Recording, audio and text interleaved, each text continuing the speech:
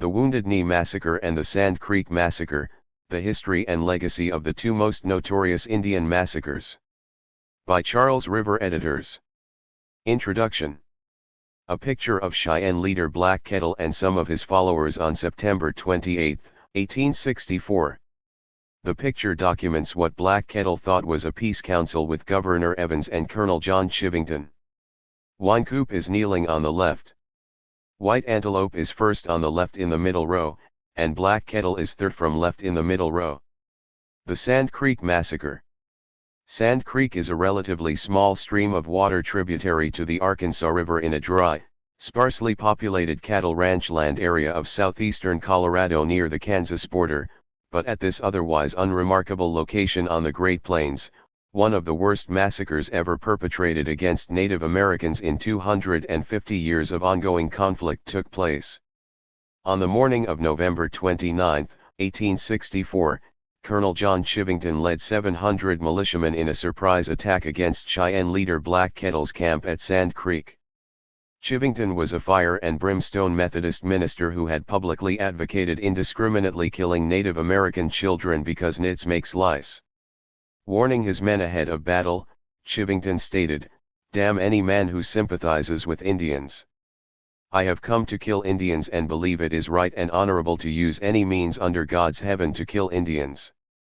According to Cheyenne oral tradition and several surviving soldiers' accounts, as soon as Black Kettle saw Chivington's men coming, he raised an American flag on a pole and waved it back and forth, calling out that his Wiutape band was not resisting. Ignoring his cries for mercy, the soldiers commenced firing, cutting down an estimated 70 to 200 Cheyenne, about two-thirds of whom were women and children. The Cheyenne claimed that soldiers shot babies in the head at point-blank range, raped Cheyenne women, and scalped dead warriors. The following morning, Army Lieutenant James Connor, who had refused to follow Chivington's orders, visited the scene of the massacre and reported, "In going over the battleground the next day I did not see a body of man, woman, or child but was scalped, and in many instances their bodies were mutilated in the most horrible manner, men, women, and children's privates cut out. I heard one man say he cut out a woman's private parts and had them for exhibition on a stick. I also heard of numerous instances in which men had cut out the private parts of females and stretched them over saddle bows and wore them over their hats while riding in the ranks."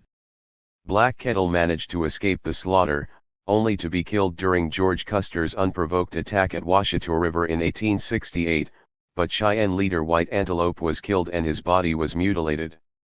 According to historian Stan Hoig, in the Sand Creek Massacre, the body of White Antelope, lying solitarily in the creek bed, was a prime target. Besides scalping him, the soldiers cut off his nose, ears, and testicles, the last for a tobacco pouch. The results of the massacre were precisely what Colonel Chivington hoped to achieve.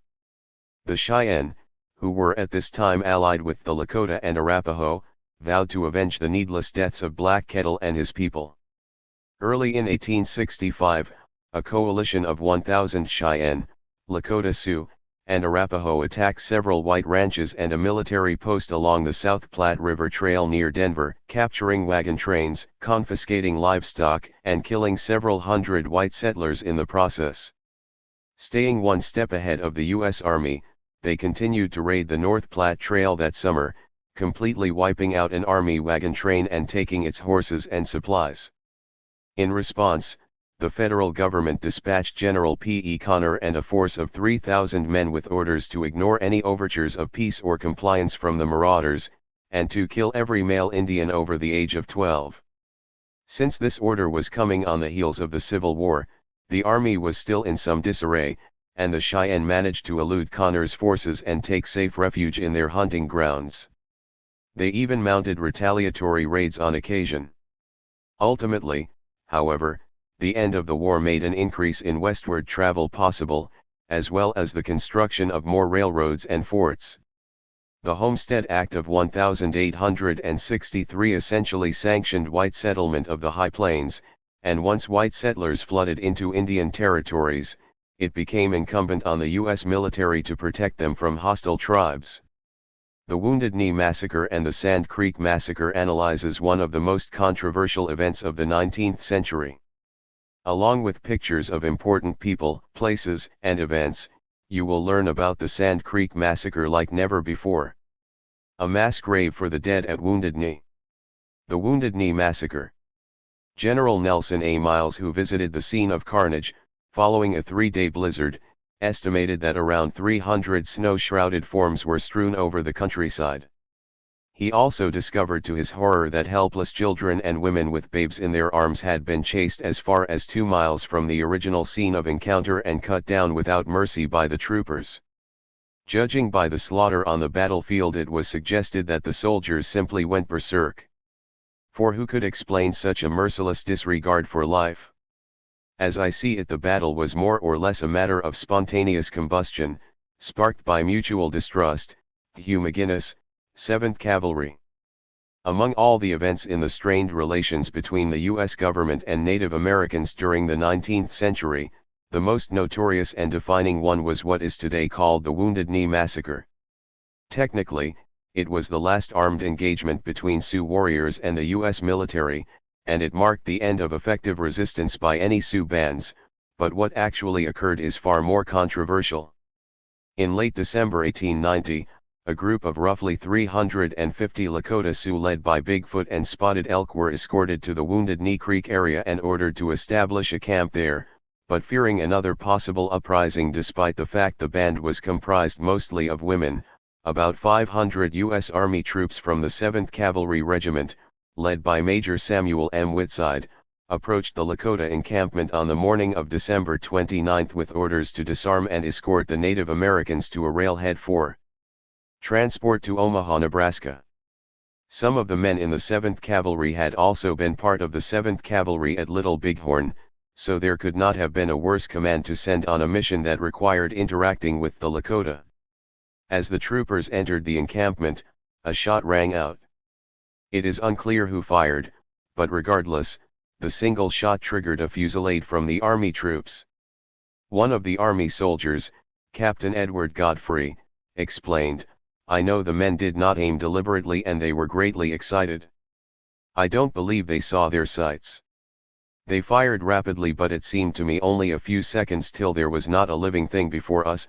Warriors, squaws, children, ponies, and dogs, went down before that unaimed fire. The resulting assault would eventually kill most of the Native Americans, including both Bigfoot and Spotted Elk. Approximately 30 U.S. Army soldiers were killed and about 40 were wounded, nearly all struck by friendly fire in the chaotic, close-quarters shooting. Of the Native American dead, most were killed outright, but the wounded were left on the frozen ground to perish during the frigid night. The following day, the frozen bodies, which had been stripped by the soldiers for souvenirs, were buried in mass grave. The Wounded Knee Massacre had several outcomes. The soldiers who participated in the massacre were commended and awarded for their actions, with 20 of them receiving the nation's highest military award, the Congressional Medal of Honor, for action during the battle.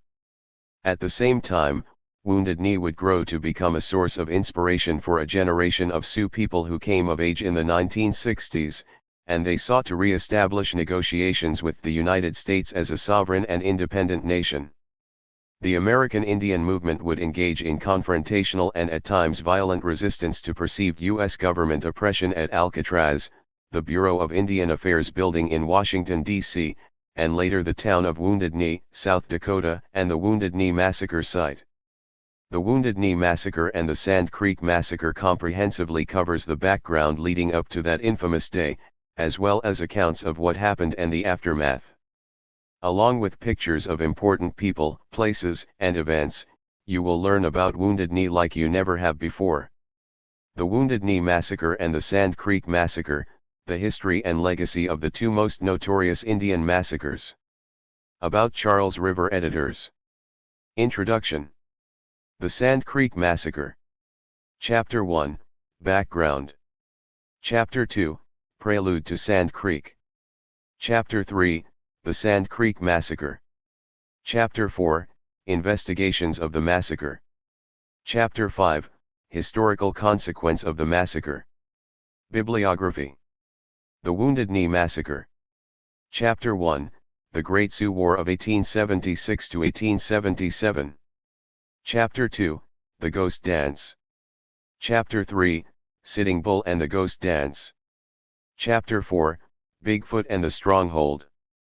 Chapter 5, The Massacre. Chapter 6, The Aftermath. Bibliography. The Sand Creek Massacre.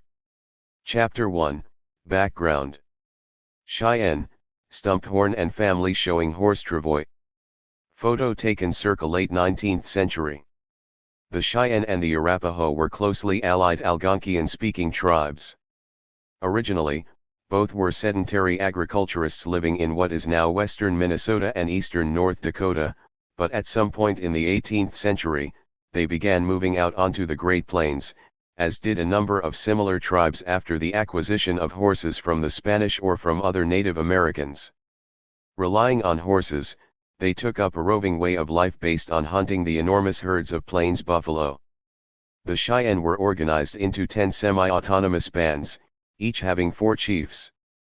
These 40 band chiefs, along with 4 principal chiefs, made up the council which met periodically to consider matters of importance for the tribe. Men of fighting age were also organized into 5 warrior societies such as the famous Dog Soldiers. The Arapaho were organized similarly, although with fewer bands and no paramount chiefs. Reliable tribal population numbers are hard to come by, but ethnographer James Mooney estimates that at their peak during the 1860s, before incurring heavy losses in warfare with the whites, the Cheyenne had about 4,000 people, with 1,000 being warriors.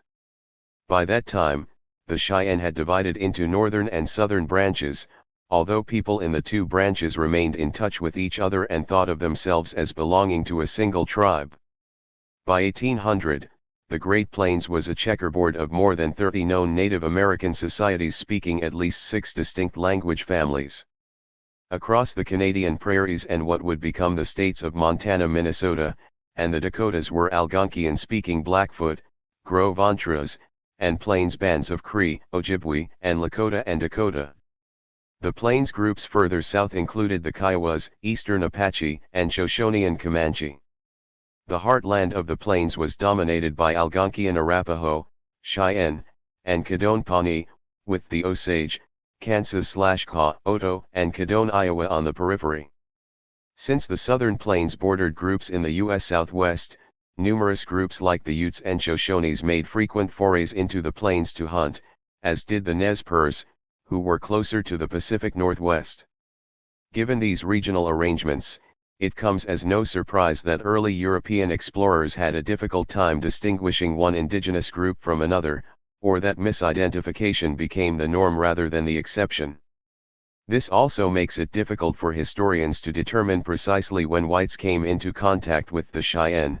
Some believe it happened as early as the late 1600s. Specific reference to the Cheyenne did not appear in official documents until the early 18th century, when fur trader, explorer, and diarist Alexander Henry the Younger reported that he had traded with Cheyenne. Wearing dresses of Spanish manufacture after being visited by a Spanish boat loaded with goods. But many scholars believe French explorer Robert Cavalier de La Salle was probably referring to the Cheyenne in 1680 when he wrote of meeting a band of Cha Indians in present-day Illinois. There were also various reports made by Mexican and French traders who wrote of regularly visiting groups of the Black Hills who traded hides for metal arrowheads and sheet metal, and even earlier French reports referenced a group that lived between the Mississippi River and Mille Lacs Lake in present-day Minnesota that hunted bison and collected wild rice, which some historians believe were the Cheyenne. Additionally, a subsequent account from around 1800 speaks of the Great Cheyenne Sickness, likely a cholera epidemic, that struck down an entire tribe. One warrior, a brave man, came walking along the camp circle during this time singing a war song. "I cannot see the enemy who is killing us," the man cried. "When I see an enemy I cannot stay back, but I can't protect the people from this thing, they just fall and die." He was singing and talking that way between times, and when he walked back to his own teepee the sickness struck him too, and he dropped as if he had been shot, dead. The inference here is that European contact must have been the cause for the spread of cholera and numerous other foreign diseases among the indigenous population, making it likely the Cheyenne had contact with them before 1800. Despite their initial anonymity, once the group was recognized, the Cheyenne quickly became one of the most well-known of the Plains tribes among white settlers, which wasn't exactly a good thing for the tribe. By 1825, the Cheyenne way of life came under threat from the U.S. government when it proposed a friendship treaty that would allow safe passage for westward-bound wagon trains moving through Indian country. However, the wagon trail cut a path across Cheyenne and Sioux hunting grounds that essentially divided the buffalo into two separate herds, and several Plains tribes were forced to split in half, dividing both the Cheyenne and Arapaho into southern and northern branches. But over the next 3 decades, the Cheyenne and other Plains groups would attempt to maintain friendly relations with the U.S. government even as numerous conflicts between Native Americans and the U.S. Army erupted all around them. In 1851, General William S. Harney convened a meeting, calling the Cheyenne, Lakota, Arapaho, Crow, Assiniboine, Mandan, Hidatsa, and Arikara nations to Fort Laramie to negotiate territorial and right-of-way issues through their territory. U.S. officials wanted the Plains groups to end intertribal warfare so as to facilitate Harney's goal of allowing settlers to pass through the region in safety. As a result, the general was ordered to obtain permission from the Native American leaders for settlers traveling through Indian lands en route to the Pacific. This became even more imperative when the California gold rush of 1849 attracted more people west in search of riches. General Harney. The government solution was to assign each band a defined territory where they were to remain, but such types of negotiation were meaningless to many of the Native American groups, who failed to see the validity of a treaty that was made without the consensus of all the leaders of their bands. Nevertheless, on September 17, 1851, United States Treaty Commissioners and representatives of the Cheyenne, Lakota, Arapaho, Crow, Assiniboine, Mandan, Hidatsa, and Arikara nations signed the Fort Laramie Treaty, guaranteeing safe passage to white settlers taking the Oregon Trail in return for monetary compensation in the amount of $50,000 per year for a period of 50 years. A photo of Fort Laramie in the 1850s. According to the terms of the treaty, vast territory encompassing the lands between the North Platte and Arkansas rivers and eastward from the Rocky Mountains to western Kansas would be subject to construction of roads and forts within Indian Territory. However, even though the Native Americans consented to the creation of roads and even forts along the route, they did not consent to settlers encroaching on the lands marked for them. The treaty resulted in a brief period of relative peace and mutual prosperity, but regional stability was ultimately destroyed by the failure of U.S. authorities to honor the most important term of the agreement, preventing the settlers from entering the heart of Native American lands during the Pikes Peak Gold Rush from 1858 to 1861. Moreover, the Fort Laramie Treaty of 1851 was rendered largely meaningless because of the nomadic movements of various Native American bands who were unaware of the existence of the treaty and continued their traditional raids against other Native American bands. In 1861, Colorado Governor John Evans convinced 2 Southern Cheyenne peace chiefs, Black Kettle and White Antelope, to sign an agreement that surrendered a large tract of hunting land near what was becoming the thriving settlement of Denver in present-day Colorado. White Antelope was a highly vocal follower of the teachings of sweet medicine, who said that chiefs are to be peacemakers, and he saw it as his spiritual duty not to advocate violence or incite controversy in any form. However, most other Cheyenne chiefs rejected further intrusion by whites and refused to sign any new agreement. Around the same time, the Great Sioux Uprising that took place in Minnesota in 1862 when the United States was engaged in the Civil War, sent shockwaves among whites through the rest of the West. In Colorado, there was some significant concern that the Native Americans there might follow the Sioux example, and agents of the Confederacy were actively stirring up discontent among Native Americans in parts of the Southwest. The Cherokee and other civilized tribes in Oklahoma were mostly fighting for the Confederacy, but the Cheyenne and the Arapaho remained peaceful, which would be somewhat ironic in hindsight given that it would have been a good time for an uprising since most of the regular army troops stationed in the region had been withdrawn to go fight the Confederates. One of the Cheyenne signatories of the Fort Wise Treaty was Black Kettle, the leader of the Wotup Band. Black Kettle was born sometime between 1803 and 1807. As a youthful warrior, he participated in battles with the Kiowa and Pawnees, the Cheyennes' traditional enemies on the southern plains. In 1854, he became one of the 40 Cheyenne chiefs when his band's old chief passed. Black Kettle, highly versed in the arts of war, would become a leading Native American advocate of peace with the whites, but his efforts would prove tragically futile, and he would eventually lose his life in the warfare with them. In March 1863, at the invitation of Indian agent Samuel G. Colley, a number of Cheyenne, Arapaho, and other Plains Indian chiefs traveled to Washington, D.C. The purpose was to overawe them with the strength and numbers of the United States.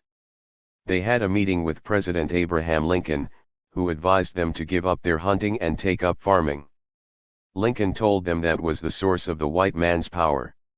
Some sources say that Black Kettle was a member of this delegation, but his most recent biographer says that he elected to stay home. Regardless, he certainly heard reports and was influenced by what he heard. Black Kettle. Colorado was organized as a territory of the United States in February 1861, and the two most important white men in the early territory were the Governor John Evans and the military leader, John M. Chivington. Both were highly ambitious men who looked at Colorado as a stepping stone to advancement within the political system. John Evans was a wealthy Illinois medical doctor for whom the town of Evanston is named, and he was one of the founders of Northwestern University, which is located in Evanston. As an influential Republican politician and personal friend of Lincoln, he was appointed to be the new territory's second governor in March 1862, and despite lacking any previous experience in dealing with Native Americans, Evans in his dual roles as territorial chief executive and Indian superintendent made a sincere effort at first to maintain peace with the Cheyenne, Arapahoes and other Colorado groups. He tried to convince the Native Americans who had not signed the Treaty of Fort Wise to meet up and do so, but many refused to come to a council that Evans organized in the summer of 1863 and denounced the treaty as a swindle. These Native Americans thought the buffalo their lives depended on would last for a long time yet, so there was no need to sink as low as to have to live on a reservation and engage in tilling the soil, which they considered women's work and was something their people had not done for a great many generations. They certainly did not want to leave their prime hunting grounds on the Republican and Smoky Hill rivers. Evans. This failure notwithstanding, Evans concluded his annual report as Indian Superintendent to the Office of Indian Affairs in Washington in October 1863 on a hopeful note that he thought the Native Americans in Colorado were now feeling better. What caused him to change his mind suddenly and begin to steer matters in another direction was information he received in November from a white man who had been living among the natives to the effect that the Sioux, Cheyenne, Northern Arapahoes, Kiowas, Comanches, and Apaches had all met and were planning a unified campaign against the whites in the spring, once they had acquired the requisite weapons, and that they would merely pretend to be peaceful in the meantime. The notion of this grand conspiracy supposedly planned over the winter of 1863-64 loomed large in the minds of those who would later defend Chivington's brutal surprise attack on the Cheyenne at Sand Creek. John M. Chivington, another Midwesterner, came in 1860 with his family to Denver from the Kansas and Nebraska territories, where he had served as a Methodist minister. A man holding strong abolitionist views, when the Civil War broke out he was appointed a major of the 1st Colorado Volunteers and became known as the Fighting Parson. In the spring of 1862, Chivington won substantial praise for himself and his men in fighting against the Confederates outside of Santa Fe and helping to save New Mexico for the Union. After he was turned down for a transfer east to serve in the Army of the Potomac, Chivington returned to Colorado to seek other opportunities that would bring him further fame and glory. Chivington's father, Isaac, had fought Native Americans at the Battle of Tippecanoe in Indiana, and he apparently wanted to follow in his father's footsteps. Notwithstanding his evident sympathies for enslaved blacks in the South, Chivington was full of hatred towards Native Americans. In August 1864, shortly before Sand Creek, Chivington had given a rabid speech at a gathering in Denver that left no uncertainty about what he intended to do given the opportunity: kill and scalp all, big and little, nits make lice. Chivington. William Byers, editor of the Rocky Mountain News, is another man who played a major role in Colorado's early history. Byers made his fledgling Denver newspaper a big booster of the gold rush and Colorado settlement, and it gave prominent coverage to Native American depredations. An editorial on April 23, 1861, while advocating conciliation with the natives, warned its readers in a racist kind of way that was not atypical for the times: a civilized and enlightened people can well afford to remember that the tribes by which we are surrounded are our inferiors physically, morally, mentally, and that the commission of what we call crimes assumes with them the merit of bravery and manly action. Consequently, whites should be prepared so that the natives who committed outrages could be punished firmly. In short, attitudes among white settlers in Colorado towards Native Americans ranged from the liberal and paternalistic to the outright racist and downright genocidal. However, none doubted that the natives represented the past and were destined to fade away with the buffalo, while whites were the present and future of civilization. On the other side, Native American attitudes towards the incoming white settlers were tolerant at first but increasingly angry as they found more and more of their lands taken from them and as the numbers of buffalo began to diminish at the hands of white hunters. Clearly, a clash of some sort was bound to happen at some point, and whether it would take a peaceful or violent course would depend upon the different human actors involved and on the particular historical circumstances. Chapter 2, Prelude to Sand Creek. As fate would have it, the actual commencement of hostilities between whites and the Cheyenne seems to have arisen due to a minor incident in April 1864. As an interpreter recalled Chief Black Kettle describing it later at a negotiating council, while a hunting party of their young men were proceeding north, in the neighborhood of the South Platte River, having found some loose stock belonging to white men, which they were taking to a ranch to deliver them up, they were suddenly confronted by a party of United States soldiers and ordered to deliver up their arms. A difficulty immediately ensued, which resulted in the killing and wounding of several on both sides. These 40 cavalrymen under Lt. Clark Dunn had been sent out on a mission to look for stolen livestock while following up on a ranch hand's complaint, and they had orders to disarm the Native Americans but to use every means to avoid a collision with them. Upon seeing some crossing the river with a herd of animals, the ranch hand who was with the soldiers as a guide thought these were the same Native Americans with some of his stolen stock. At least, that was the official white side of the story. Contradictory cultural views on whether free-roaming animals such as cows and pigs could be considered anyone's property had complicated relations between natives and whites since colonial times, and things escalated after this fateful riverside skirmish. There had been no interpreter present who might have enabled the cavalrymen to understand the Indians.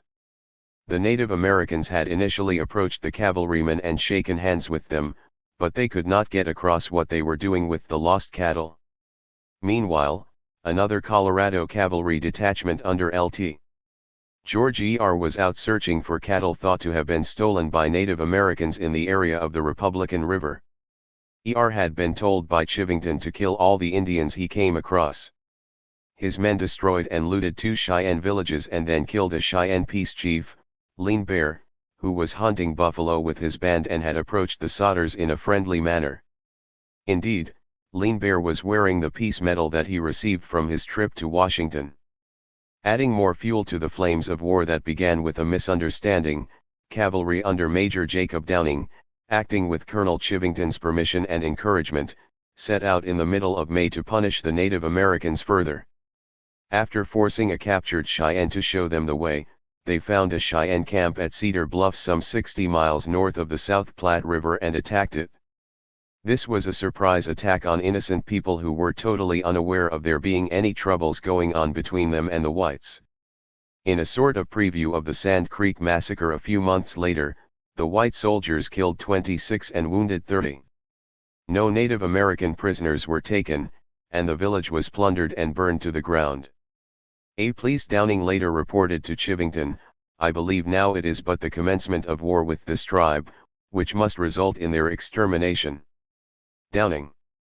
With the prevailing belief among whites of a plains-wide Native American conspiracy as background, the news of a white family having been killed and scalped by natives on June 11, 1864 at their home on a ranch about 25 miles southeast of Denver came as a thunderbolt. This Hungate massacre, named after the murdered family, was apparently perpetrated by a rogue band of Arapahoes who were out stealing livestock, and while their motivation for killing the Hungates remains unclear, it was possibly revenge for previous hard dealings from the absent ranch owner. Regardless, the victims' horribly mutilated bodies were brought to Denver and displayed, whipping up violent anti-Indian hysteria, and Governor Evans now concluded that the full-scale Indian war that he and other whites had been anticipating was upon them.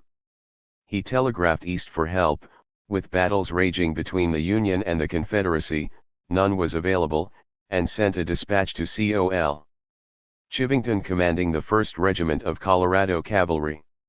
Chivington, in turn, ordered his officers to proceed in force after the natives and not to encumber themselves with taking any prisoners.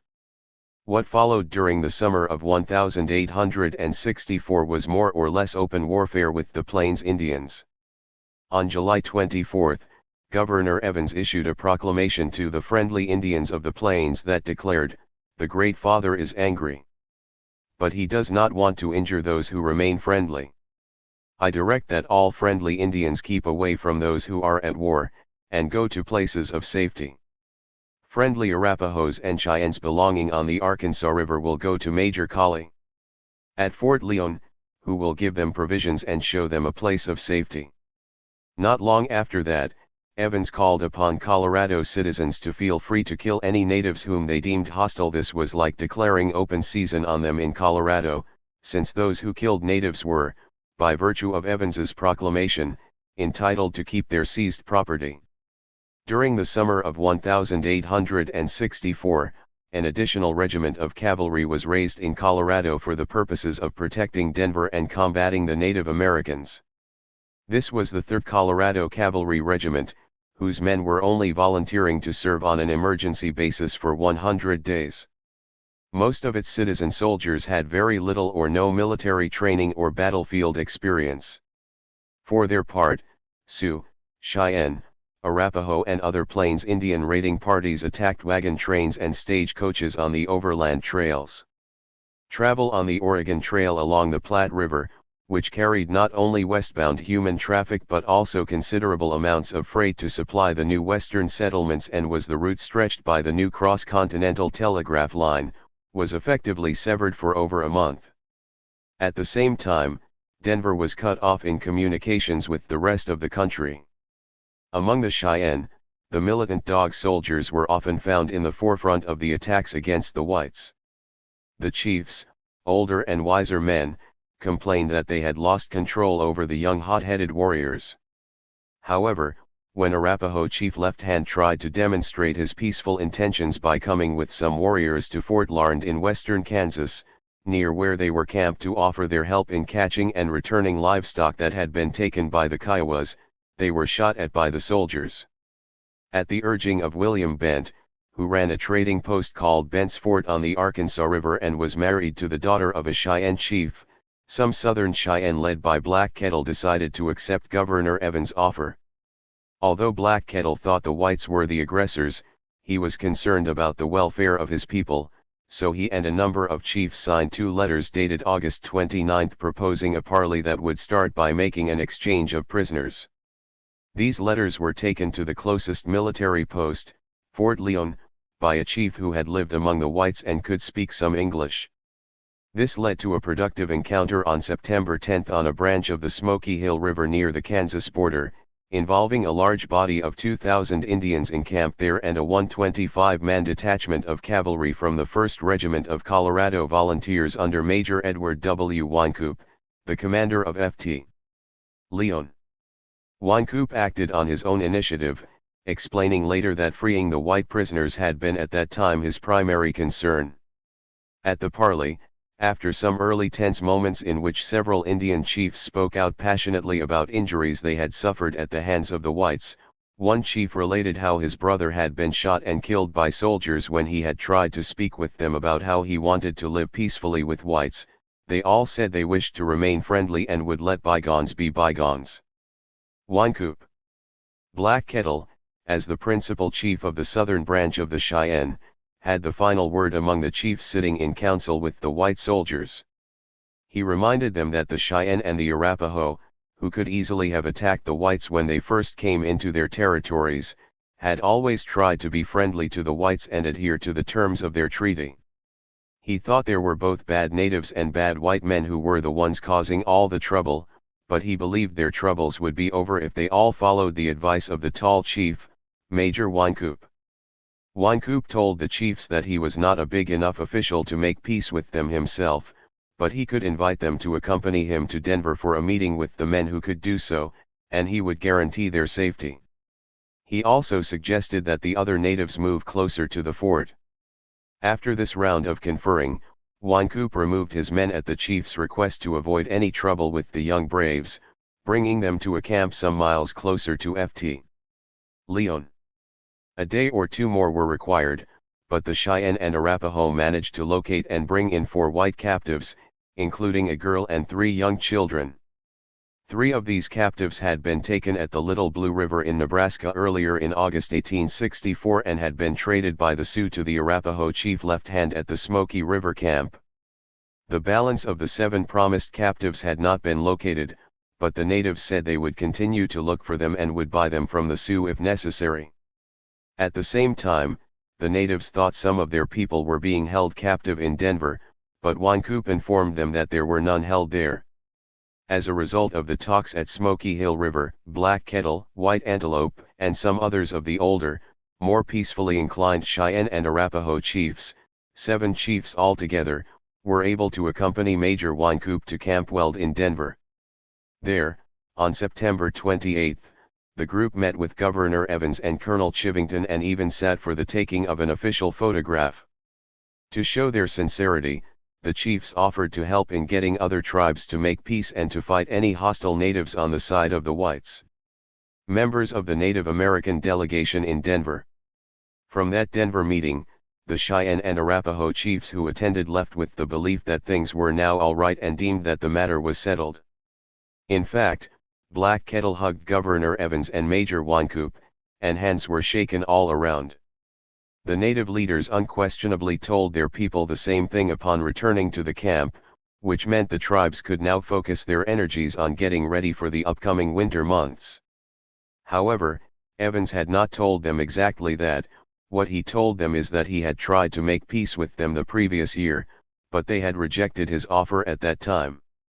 Thus, he could no longer make peace with them now since they were currently at war, which meant the disposition of the natives was to be left in the hands of the military authorities. In effect, Evans washed his hands of a touchy political situation. He probably did not want to be in the position of being seen by other Colorado whites who were greatly incensed at the Indian depredations as giving in to any of them. Cutting his ties even further, in a letter to the Indians' agent, he said that the natives would no longer have to be cared for.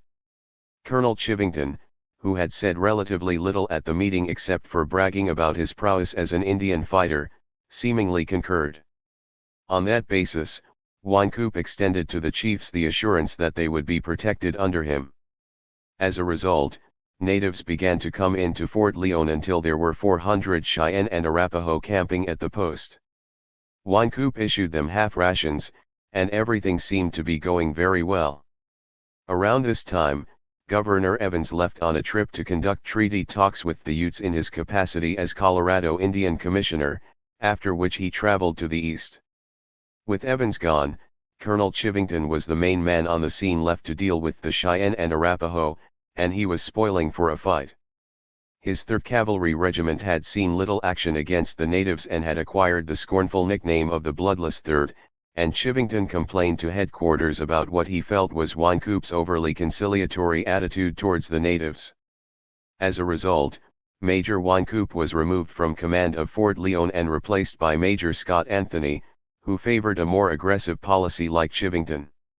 Anthony had been in charge of Fort Larned in Kansas when it had come under attack, and he had attacked some of the same natives whose chiefs were in Denver trying to make peace.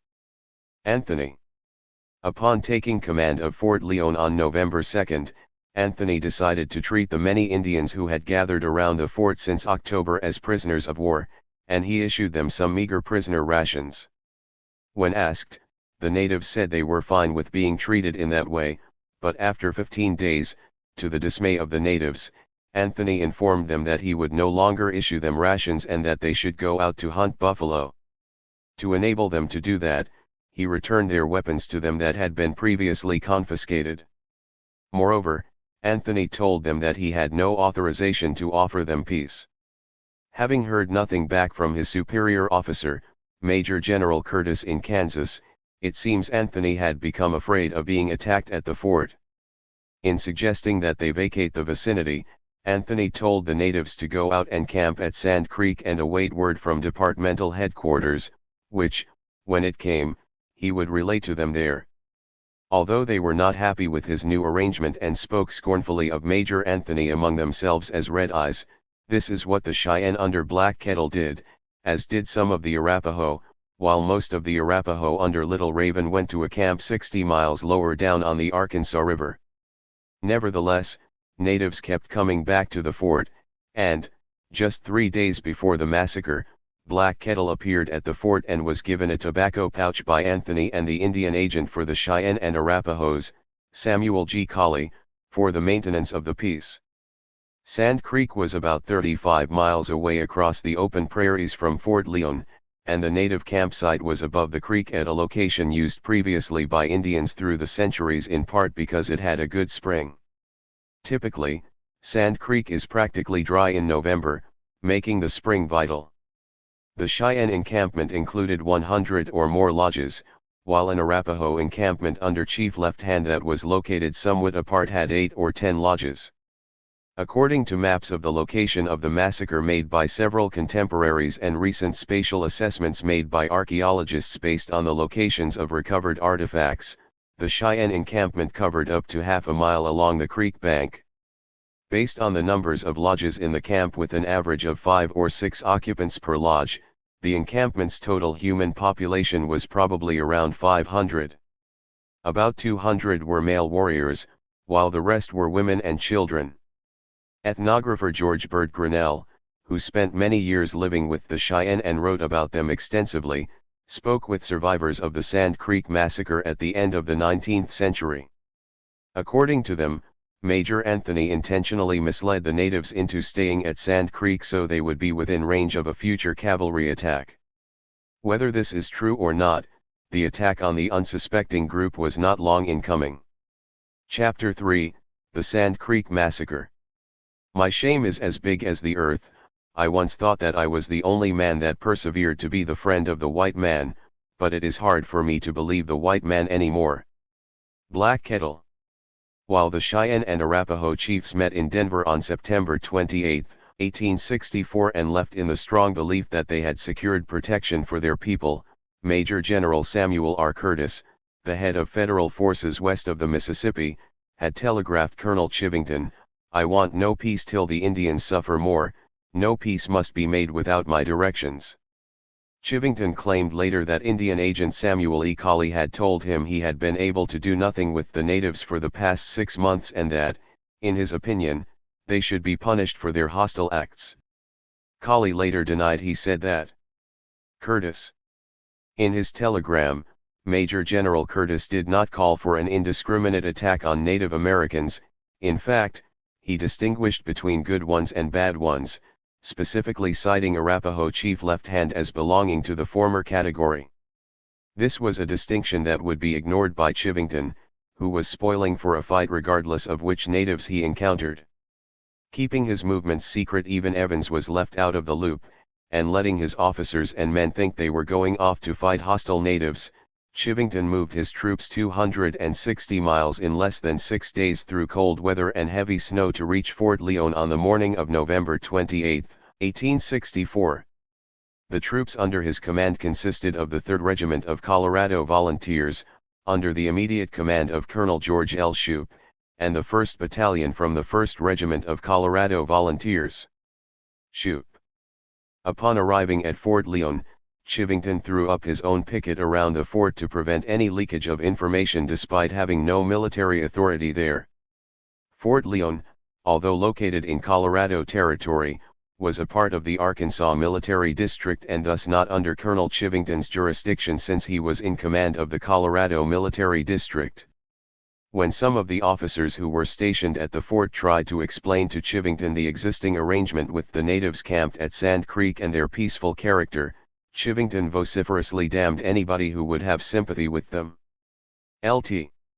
Joseph D. Kramer, who would later provide some of the most damning testimony against Chivington, claimed Chivington shook his fist at Kramer and told him he had come to kill Indians, and believed it to be honorable to kill Indians under any and all circumstances. Major Anthony, although initially surprised at Chivington's sudden arrival, was easily persuaded to go out after the Native Americans. In fact, he claimed he would have fought them before but lacked a sufficient force to do so.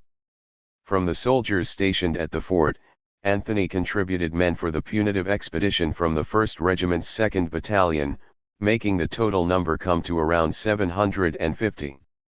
To those of his subordinates who questioned him about going after the peaceful natives at Sand Creek, Anthony suggested that they would deal with any bad ones there and save good ones like Black Kettle. After that, they would go on to attack the bad ones encamped at Smoky River. A piece of evidence indicating that this was not a totally disingenuous statement on Anthony's part is that he ordered the issuance of rations to his men lasting for a long expedition of 23 days away from Fort Leon. In terms of armaments, along with the usual assortment of rifles, carbines, sidearms, and sabers carried by Western cavalrymen, the militia brought 4 mountain howitzers, which were smaller versions of the cannons used elsewhere by both sides in the Civil War. These howitzers could fire 12-pound solid and explosive shot with devastating effect. Overnight, the combined forces marched for 8 hours some 40 miles across the prairies from Fort Leon to Sand Creek, guided by a fur trapper and a native half-breed.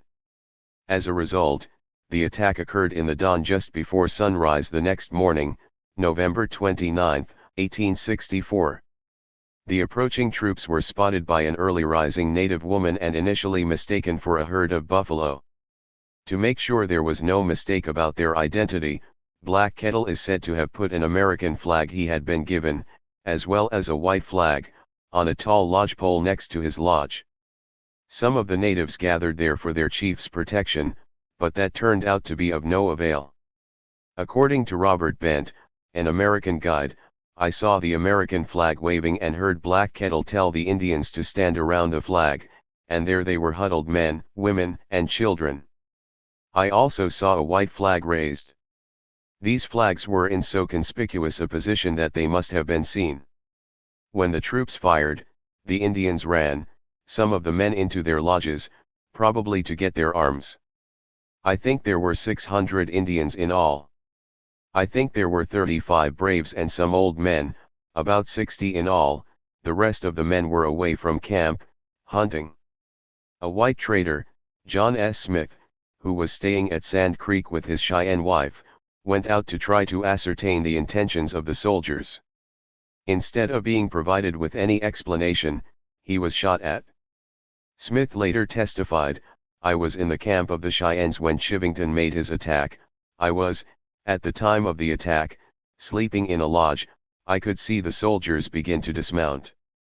I thought they were artillerymen and were about to shell the camp. I went to the northeast.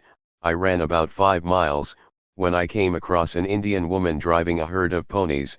She was a cousin of mine, one of White Antelope's daughters. I went with her to the Smoky Hill. I saw as soon as the firing began, from the number of troops, that there could be no resistance, and I escaped." As terrified natives scrambled out of their teepees and tried to figure out what was going on, the cavalry troops launched their attack on the encampment, with some of them approaching overland while others approached via the mostly dry stream bed. Most of the cavalrymen would fight the battle dismounted, but the assault on the camp was begun by a battalion charging and quickly separating the natives from their large herd of riding animals, making it harder for them to fight back or to flee from the scene. Robert Lindnyo's depiction of the attack. As they were trained to do from boyhood, Cheyenne and Arapaho warriors tried to defend their people. Upstream from the camp, they hastily dug shallow trenches in the sand of the creek's bed or walls, and as women and children fled northward up the bed of the creek, they used that slight protection to fire back at the cavalrymen and occasionally run out against the soldiers on suicidal charges. However, the cavalrymen had the advantage of higher ground on the banks of the creek, and they brought several of their howitzers to fire explosive shells at the natives. The fighting raged for hours several miles along the creek bed, and each time that the natives fell back and retrenched, the white soldiers followed them along the banks. The shooting in and around camp went on for as long as 7 hours, and when the fighting was over, trenches were found piled full of the bodies of warriors who had sacrificed their lives to save their families and friends, many of whom were able to get away from the awful melee to a place of safety elsewhere. Even Major Anthony, certainly no friend of the natives, later remarked favorably upon the warriors' great bravery. Of course, the fact that many escaped didn't mean the cavalrymen let them go. Fleeing natives were pursued for miles, with many run down and killed by the cavalrymen. At least 150 natives lay dead, along with 8 cavalrymen, and no prisoners were taken. Indeed, several who had tried to surrender were shot. Major Anthony himself recalled, there was one little child, probably 3 years old, just big enough to walk through the sand. The Indians had gone ahead, and this little child was behind, following after them. The little fellow was perfectly naked, traveling in the sand. I saw one man get off his horse at a distance of about 75 yards and draw up his rifle and fire. He missed the child. Another man came up and said, "Let me try the son of a b dash. I can hit him." Lie got down off his horse, kneeled down, and fired at the little child, but he missed him.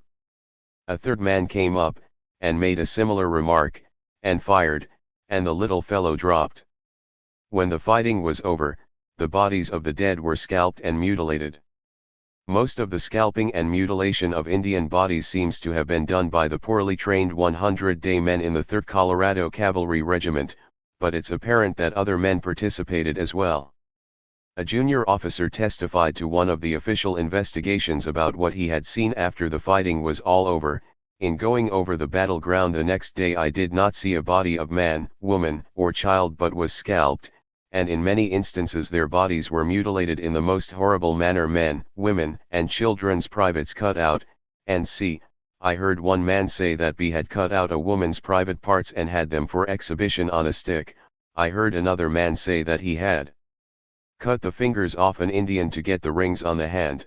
According to the best of my knowledge and belief, these atrocities that were committed were with knowledge of J.M. Chivington, and I do not know of his taking any measures to prevent them. I heard of one instance of a child a few months old being thrown in the feed box of a wagon, and after being carried some distance left on the ground to perish. I also heard of numerous instances in which men had cut out the private parts of females and stretched them over the saddlebows, and wore them over their hats while riding in the ranks. All these matters were a subject of general conversation, and could not help being known by Colonel J.M. Chivington. Similarly, one American guard, Robert Bent, described the scene. After the firing, the warriors put the squaws and children together, and surrounded them to protect them. I saw 5 squaws under a bank for shelter. When troops came up to them, they ran out and showed their persons, to let the soldiers know they were squaws, and begged for mercy, but the soldiers shot them all. There were some 30 or 40 squaws collected in a hole for protection. They sent out a little girl about 6 years old with a white flag on a stick. She had not proceeded but a few steps when she was shot and killed. All the squaws in that hole were afterwards killed, and 4 or 5 bucks outside. The squaws offered no resistance. Every one I saw dead was scalped. I saw one squaw cut open with an unborn child, as I thought, lying by her side. Captain Soule afterwards told me that such was the fact. I saw quite a number of infants in arms killed with their mothers. As if the human toll wasn't enough, the camp's teepees were put to the torch, and any possessions left behind by the natives, including supplies of flour, sugar, coffee, and tea, were heaped onto huge piles and burned. Horses that should have been turned over to the government were divided up among the soldiers to be taken home or sold as plunder. Recent systematic searches of the battlefield using metal detectors have turned up a wide array of items like cooking pots, tin cups and plates, and coffee grinders and pots abandoned by owners as they fled from the scene, and while some defenders of the attack claimed afterwards that articles found by soldiers had originally come from white wagon trains or white settlements, a more likely explanation is that any such goods were ones received by natives as part of their annuity promised by the two treaties they had signed in exchange for giving up their lands. The Arapaho chief, Left Hand, was shot to death early in the attack. He had stood with his arms folded announcing he would not fight the white men because they were his friends. According to Lt. Joseph Kramer, after the massacre, Black Kettle said when he saw us coming, that he was glad, for it was Major Wynkoop coming to make peace. Left Hand stood with his hands folded across his breast, until he was shot, saying, "Soldiers no hurt me, soldiers my friends." Cheyenne chiefs killed at Sand Creek included White Antelope, One Eye, War Bonnet, Standing Water, Spotted Crow, Two Thighs, Bear Man, Yellow Shield, and Yellow Wolf.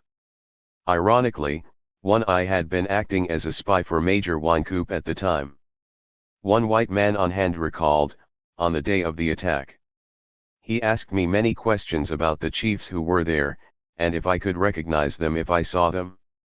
I told him it was possible I might recollect the principal chiefs. They were terribly mutilated, lying there in the water and sand, most of them in the bed of the creek, dead and dying, making many struggles. They were so badly mutilated and covered with sand and water that it was very hard for me to tell one from another.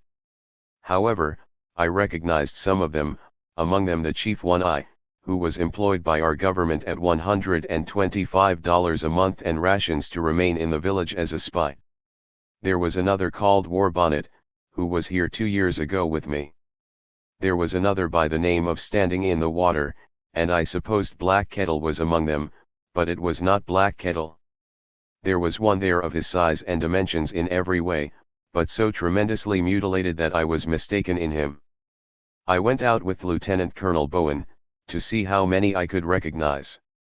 In fact, Black Kettle and his severely injured wife, Medicine Woman, had somehow survived, and with other Sand Creek refugees, they were able to reach the safety of the Cheyenne Smoky Hill encampment.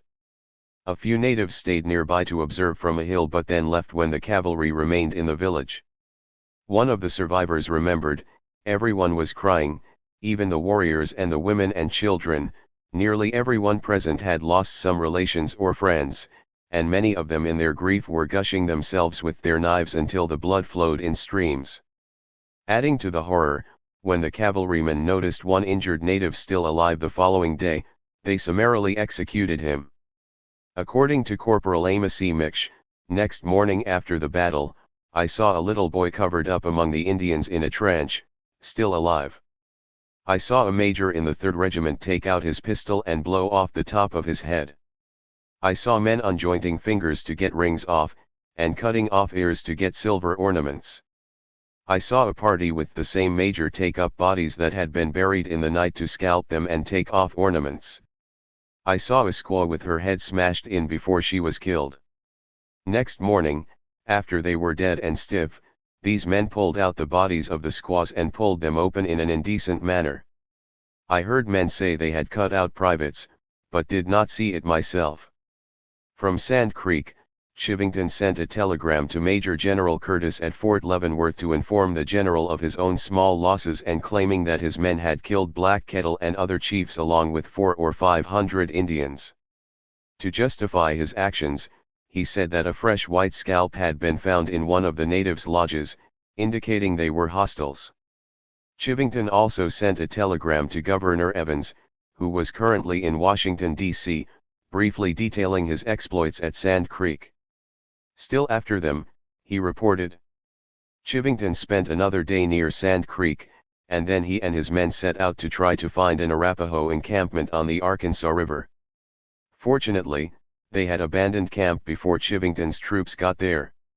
Nonetheless, an exultant Chivington was heard to say once back at Fort Leon that they would put a star on his shoulder, meaning he would be promoted to brigadier general. Chapter 4, Investigations of the Massacre. Hundreds of women and children were coming towards us and getting on their knees for mercy. Anthony shouted, "Kill the sons of bitches." The massacre lasted 6 to 8 hours, I refused to fire, and swore that none but a coward would, for by this time hundreds of women and children were coming towards us, and getting on their knees for mercy. I tell you Ned, it was hard to see little children on their knees have their brains beat out by men professing to be civilized. Some tried to escape on the prairie, but most of them were run down by horsemen. They were all horribly mutilated. One woman was cut open and child taken out of her, and scalped, Captain Silas S. Soule. Returning with his men to Denver on December 12, Chivington was acclaimed as a great hero. Some of the 100 scalps brought back went on display as part of a theatrical performance, a sort of white version of the Victoria's scalp dance, and in a December 17 article, the Rocky Mountain News said only good things about the Battle of Sand Creek. The newspaper bragged, among the brilliant feats of arms in Indian warfare, the recent campaign of our Colorado volunteers will stand in history with few rivals and none to exceed in its final results.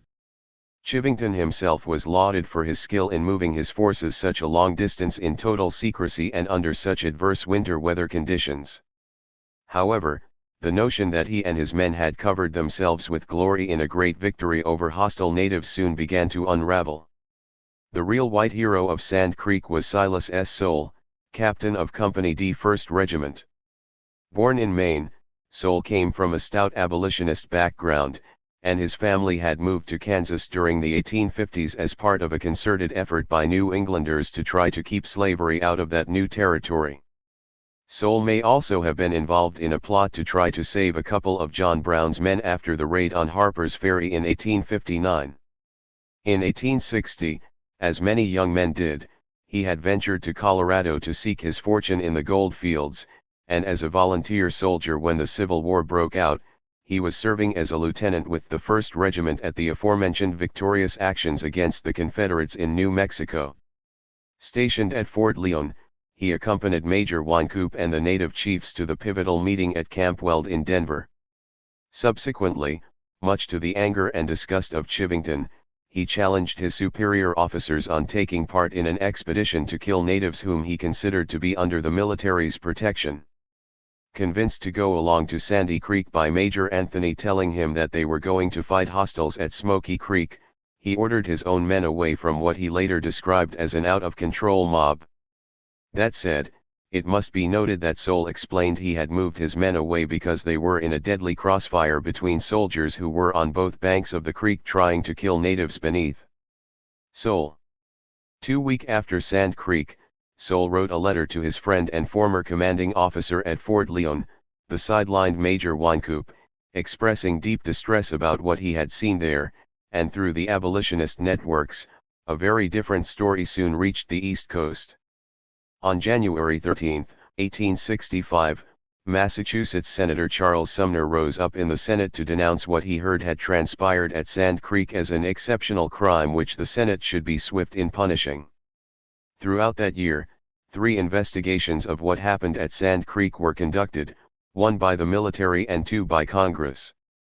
Before long, Chivington was being called a barbarous murderer in some newspapers back east.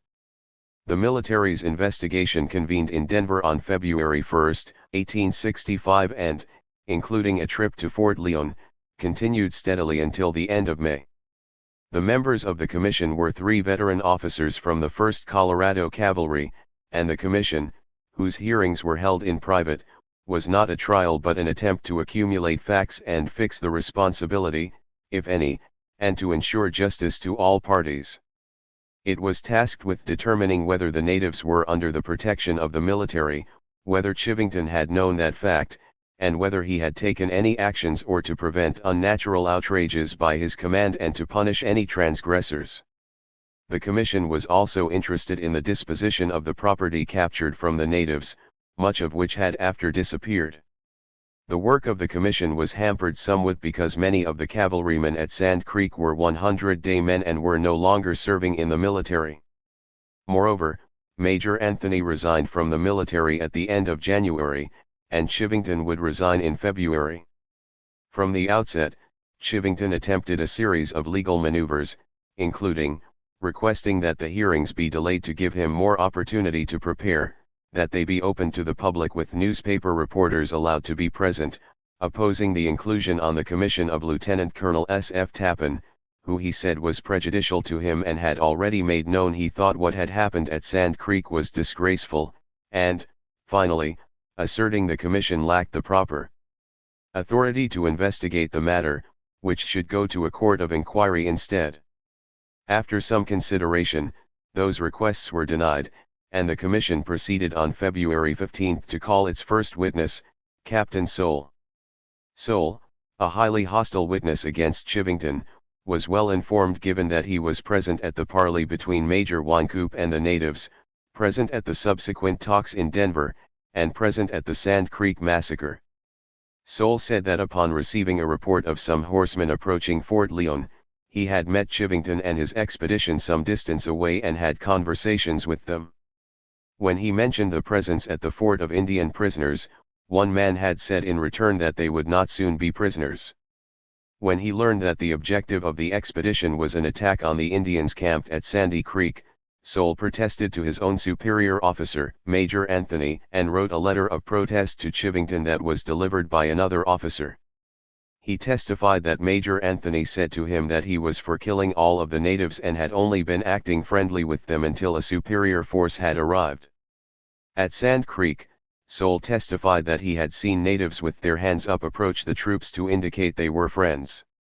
He also testified that he had seen women and children being shot, scalped, and mutilated and that the commanding officers had made no effort to stop it.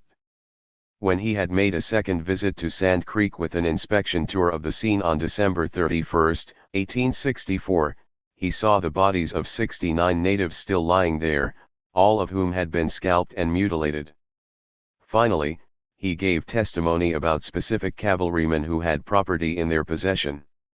Under cross-examination by Chivington, Soule said after the battle that a number of his fellow officers back at Fort Leon had expressed their view that Chivington ought to be prosecuted.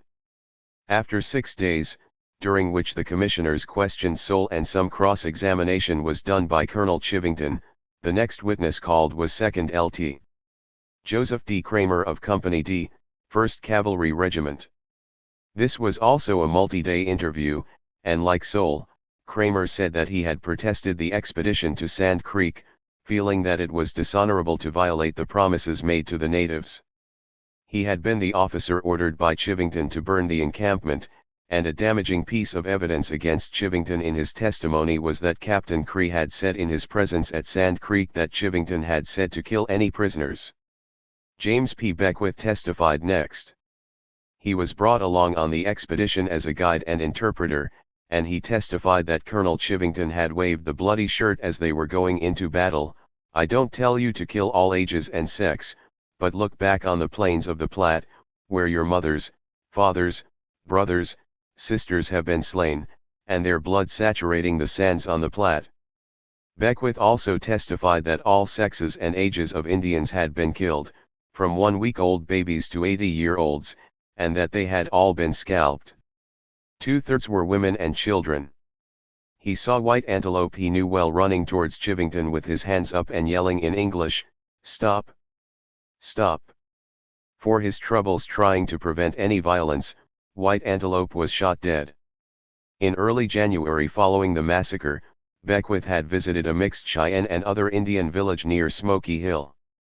Asked by the commissioners what the Indians there had to say, Beckwith said, over the objections of Chivington, that he had tried to convince the natives he met in council to sue for peace because the whites were too numerous.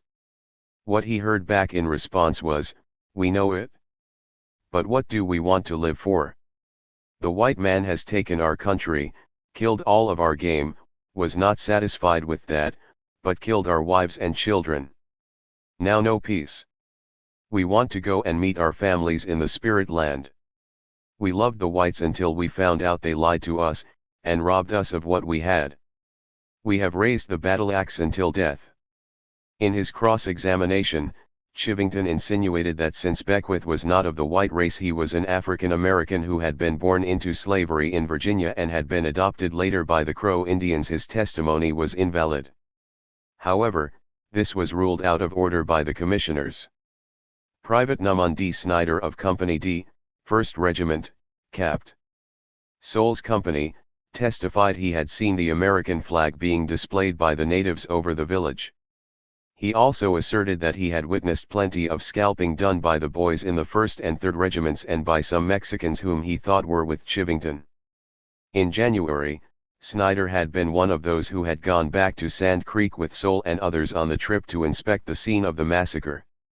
In his cross-examination, Chivington, now clutching at straws, tried unsuccessfully to get Snyder to admit that the condition of the bodies still lying there on the battlefield had been altered. On March 20, the commission reconvened at Fort Leon. At the fort, testimony was taken first with the key actor, Major Wynkoop, who was once again in command of the post.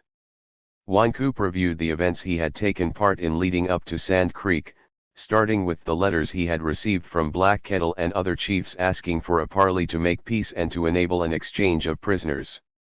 He related how, from what he had learned of the natives' perspective, warfare had begun due to a series of missteps made by the whites. Regarding what happened at the conference held in Denver, Wynkoop attested that both Governor Evans and Colonel Chivington left matters concerning them to Wynkoop's discretion until the higher command could be heard from. Thus, Wynkoop told the chiefs to bring in their villages with their squaws and papooses, under assurances of perfect safety and protection from the government, to the vicinity of Fort Leon, where he could keep an eye on them and make sure no depredations were committed. The natives were perfectly satisfied with the assurances that I had given them, and since they were in a destitute condition, Wynkoop said he would occasionally issue them some rations. When Wynkoop was relieved of his command and turned it over to Major Anthony on the 5th of November, Anthony told him he was under strict instructions to have nothing to do with the natives. However, after being informed of the situation by Wynkoop, he agreed to follow almost the same course as Wynkoop. One difference is that Anthony demanded that the natives turn in their weapons, which at least some of them did. Wynkoop said he was present when Major Anthony consulted with the chiefs of the Cheyenne and Arapaho and heard Anthony tell them he would accord them the very same protection until he got word from the commanding general of the department.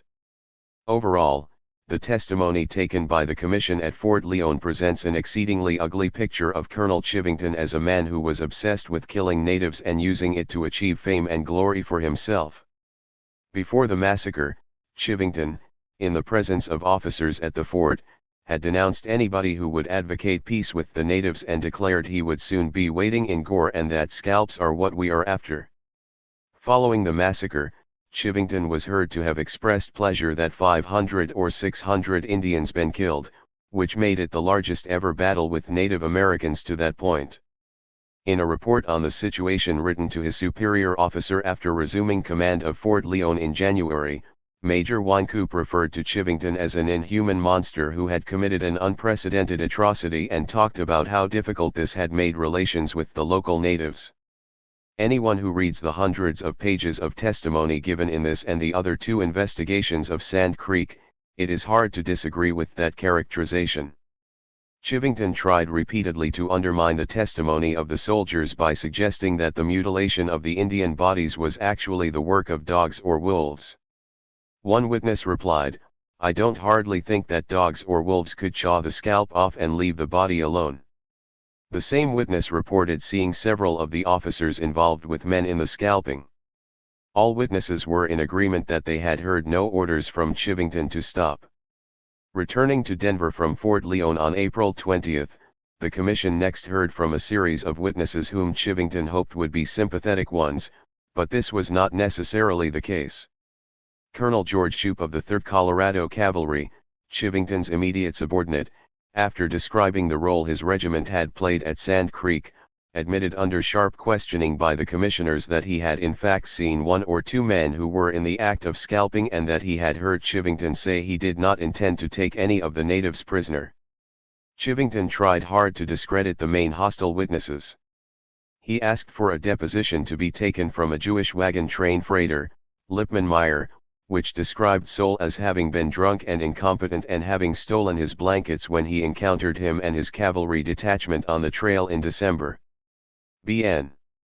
Forbes of the 1st Cavalry Regiment, who had been present at the parley with the Indians in September, was brought in by Chivington to try to discredit Major Wynkoop.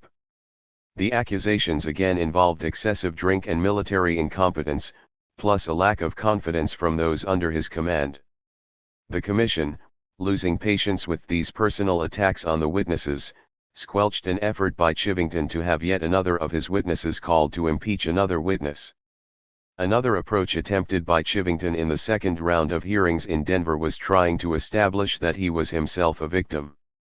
He brought in Captain Theodore G. CRE, formerly of the 3rd Cavalry Regiment, to suggest there was among some officers a kind of conspiracy to get Chivington, a theory based on a conversation he reported having had with Lieutenant Kramer of the 1st Cavalry Regiment. Captain Presley Talbot of the 3rd Regiment testified that, while lying wounded, he overheard a conversation between Indian Agent Colley and interpreter John Smith bemoaning the loss of thousands of dollars of buffalo robes and other goods destroyed in the battle and declaring they would do anything to damn Colonel Chivington or Major Downing. Smith was also heard by Talbot boasting that the eastern newspapers would soon be full of letters from Fort Leon about what had really happened at Sand Creek and that he would make every effort to have vengeance upon Chivington for having murdered his son. To address the main allegation against Chivington that the natives attacked on Sand Creek were peaceful ones, Trader S.P. Ashcraft testified at Chivington's behest that he knew Black Kettle's band of Cheyenne had been committing hostile acts and that the Sioux had told him all the Cheyenne were going to start a war. Chivington also tried to spread the responsibility among other commanding officers, using as a witness 2nd Lieutenant Harry Richmond, Company B of the 3rd Colorado Cavalry, who testified that he had never heard Anthony express himself except exultingly over the Battle of Sand Creek or the arrival of troops to give battle. Also testifying for Chivington, Private Alexander M. Safely of the 1st Cavalry said that he had been present shortly after their arrival at Ft. Leon when Major Anthony thanked Chivington for coming and said he was eager to go out and fight the Indians at Sand Creek because he was becoming alarmed that they would come soon and attack the fort. However, the commissioners refused to let Chivington bring in Major Simeon Whiteley, formerly of the 1st Cavalry, for a similar claim that Major Anthony had stated to Whiteley that he thought the natives at Sand Creek were hostile and had urged Chivington to attack and kill them. Chivington's most effective witnesses was probably Sergeant Stephen Decatur from the 3rd Regiment. Decatur testified that in his capacity as clerk, he had gone over the battlefield the following day and had counted 450 dead warriors. This pleased him and made him wish he had fought harder the day before, since, while the village was being burned the previous evening, he had witnessed soldiers opening bundles or bales from the natives that contained the scalps of white men, women, and children, along with personal items like daguerreotypes, the wearing apparel of white women and children, and ladies' makeup. Decatur said he had a personal stake in making an accurate count because he had been at the Hungate farm and knew Mrs. Hungate and her children before they were slaughtered. Asked by the commission, Decatur claimed that he had not seen any scalping or mutilation and that he had not seen any white flag displayed by the Indians, as other witnesses stated. He said he saw a small number of women killed, mostly in the sand pits. He claimed, unlike other witnesses, that these pits must have been dug beforehand. Dr. Caleb S. Birdsall, first assistant surgeon of the 3rd, testified that he examined some scalps that had been brought to him by a soldier and that, based on coloration, they were white scalps. One scalp appeared to be fresh, since it had moist skin and flesh attached to it. Dr. Thaddeus B. Bell, also present at Sand Creek, was called in by Chivington to further confirm the existence of the white scalps found on the battlefield, but no actual scalps were introduced into evidence. When asked about the location of the scalps, the witnesses were not able to be very helpful. Colonel Chivington registered objections at almost every turn of the proceedings, but he did not testify in his own behalf. The military commission adjourned its work on May 30, 1865. Meanwhile, 1,500 miles from Denver in Washington, D.C., the Congress's Joint Committee on the Conduct of the War was holding its own hearings, starting on March 13. Chivington, under subpoena, gave written testimony for this one. First, he denied knowing that more than one woman was killed and claimed he had seen no dead children. He asserted the natives in the camp were hostiles by virtue of belonging to the same tribes that had committed outrages elsewhere on whites. He could not ascertain individual responsibility, especially given the character of Indians with respect to their truthfulness. The number of white scalps Chivington said were found in the camp at Sand Creek swelled from 1 to 19 in his congressional testimony. He denied that the chiefs who came to Denver had been offered peace. Ultimately, the defense of his conduct rested on what in the mid-20th century would come to be known as the Nuremberg defense, the assertion that he could not go against the orders of his superior officer. In his congressional testimony's final words asking for vindication, Chivington presented himself and his men as having been dutiful defenders of civilization. However, most testimony given in Washington was hostile to Chivington. The first witness called to testify was the Indian agent, Jesse H. Leavenworth, a West Point graduate and son of the general for whom Fort Leavenworth, Kansas was named. He was not present at the massacre, but he asserted that he knew well the natives from Black Kettles and White Antelope bands who had gathered at Fort Leon and that there never had been any more friendly to whites. He was followed by the Indian trader John S. Smith, who, as mentioned earlier, was present in Sand Creek on business when the massacre occurred.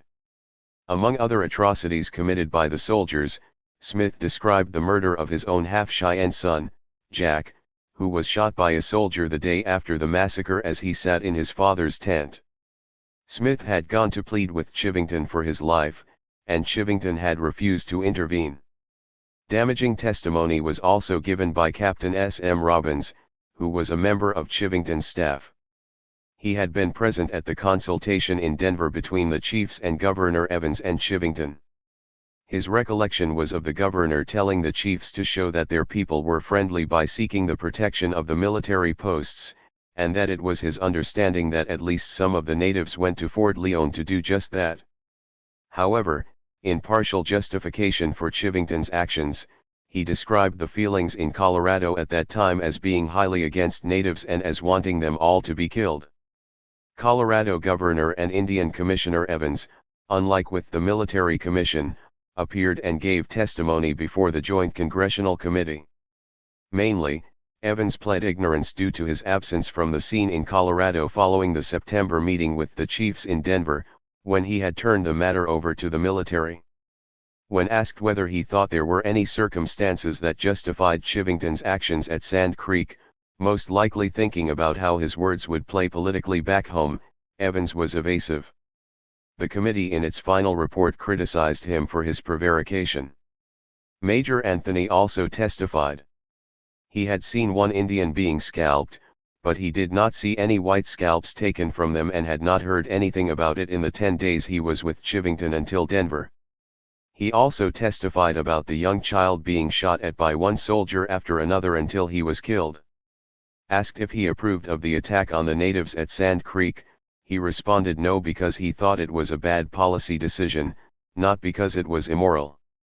The Joint Congressional Committee concluded its work with language sharply critical of the anti-Indian sentiments in Colorado, which they felt was mostly responsible for the Sand Creek massacre. The hatred of the whites to the Indians would seem to have inflamed and excited to the utmost. The bodies of persons killed at a distance, whether by Indians or not is not certain, were brought to the capital of the territory and exposed to the public gaze, for the purpose of inflaming still more the already excited feeling of the people. Even as that congressional investigation was ongoing, a third investigation was being conducted in Washington by a joint special committee of the two houses of Congress as part of its overall work inquiring into the condition and treatment of the natives throughout the West. On March 7, that committee began taking oral and written testimony on what it called the Chivington Massacre. Some of the same persons testified as at the military's and the other congressional investigation: the Indian agent Samuel Colley, the interpreter John S. Smith, and Major Wynkoop from Fort Leon, but many were different. All told, the committee received testimony from a total of 30 people. One new witness of some interest who had not been heard from in the other investigations was Edmond G. Guerrer, the 25-year-old son of a French father and a Cheyenne mother who worked the plains as a teamster and Indian trader. Guerrer had been with the natives at Sand Creek just 4 days prior to the attack, and he had spent a further 4 weeks with them in the period after the attack. He had come back to Sand Creek with John Smith to conduct trade and was present when the attack occurred, but he managed to escape by joining a native woman who was herding ponies away from the fighting. He was present at Smoky Creek later when the council held by the natives took count of those among them who had been killed and were missing.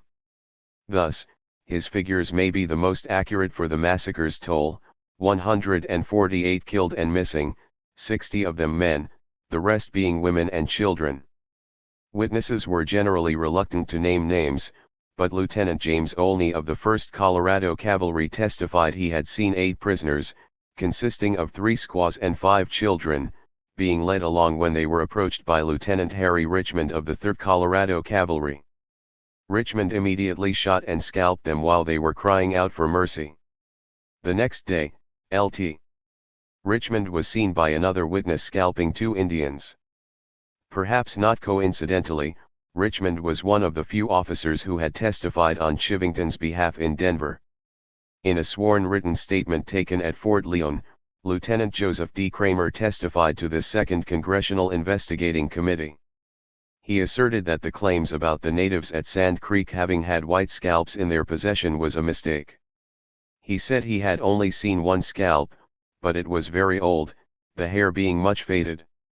As the man who was ordered to burn the village, he had gone through all the lodges, so he was in a good position to know the real truth. Kramer also testified that he had been present at an interview between Major Anthony and the chiefs that had taken place 3 days before the massacre. The chiefs had come to the fort because they had heard from the Sioux that the 3rd Cavalry Regiment was advancing in their direction, which means Chivington's secrecy had failed, and they wanted their people to come into the fort for protection. Anthony told them to stay put at Sand Creek. This piece of evidence suggests that he may have been setting up the natives. In his testimony to this committee, Mayor Wynkoop blamed the causes of the difficulties on the incident involving Lieutenant Dunn and the allegedly stolen cattle. Before that, the natives had been totally peaceful. In fact, he said he was so confident that they were peaceful that he had visited them unescorted with his family. Wynkoop also added another important bit of information for an understanding of the massacre's background that was not available otherwise. He had met privately with Governor Evans in Denver prior to the council meeting with the chiefs, and Wynkoop told the congressional committee that Evans was extremely reluctant to even meet with the chiefs. Evans had expressed concern to Wynkoop that if he were to make peace with the natives, it would not play well in Washington since he had just asked them to support the formation of 1 more regiment to go out and fight against them. Wynkoop reported that the querulous Evans asked, "What will I do with the 3rd Regiment?" In an effort to refute the prevarication accusation made against him by the Joint Committee on the Conduct of the War, Evans submitted a public letter with supporting documents in a section-by-section rebuttal of that committee's report. Although he again stressed that he had had nothing to do with the battle, the main thrust of his argument was that the chiefs with whom he had met in Denver had been responsible for committing hostile acts and were not peaceful ones as had been concluded by the Joint Congressional Committee. Evans protested, contrary to the other committee's report, that he had tried hard in his capacity as Indian superintendent to maintain peace with the natives but that his overtures were rejected.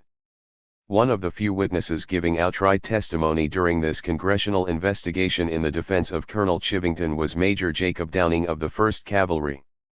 Downing, a lawyer in civilian life, had acted as Chivington's attorney in the previous investigation. In the fighting at Sand Creek, he professed to have seen no flag displayed by the Indians and to have seen little or no scalping going on. At the same time, he made his views on Native Americans utterly clear. "I heard Colonel Chivington give no orders in regard to prisoners. I tried to take none myself, but killed all I could, and I think that was the general feeling in the command.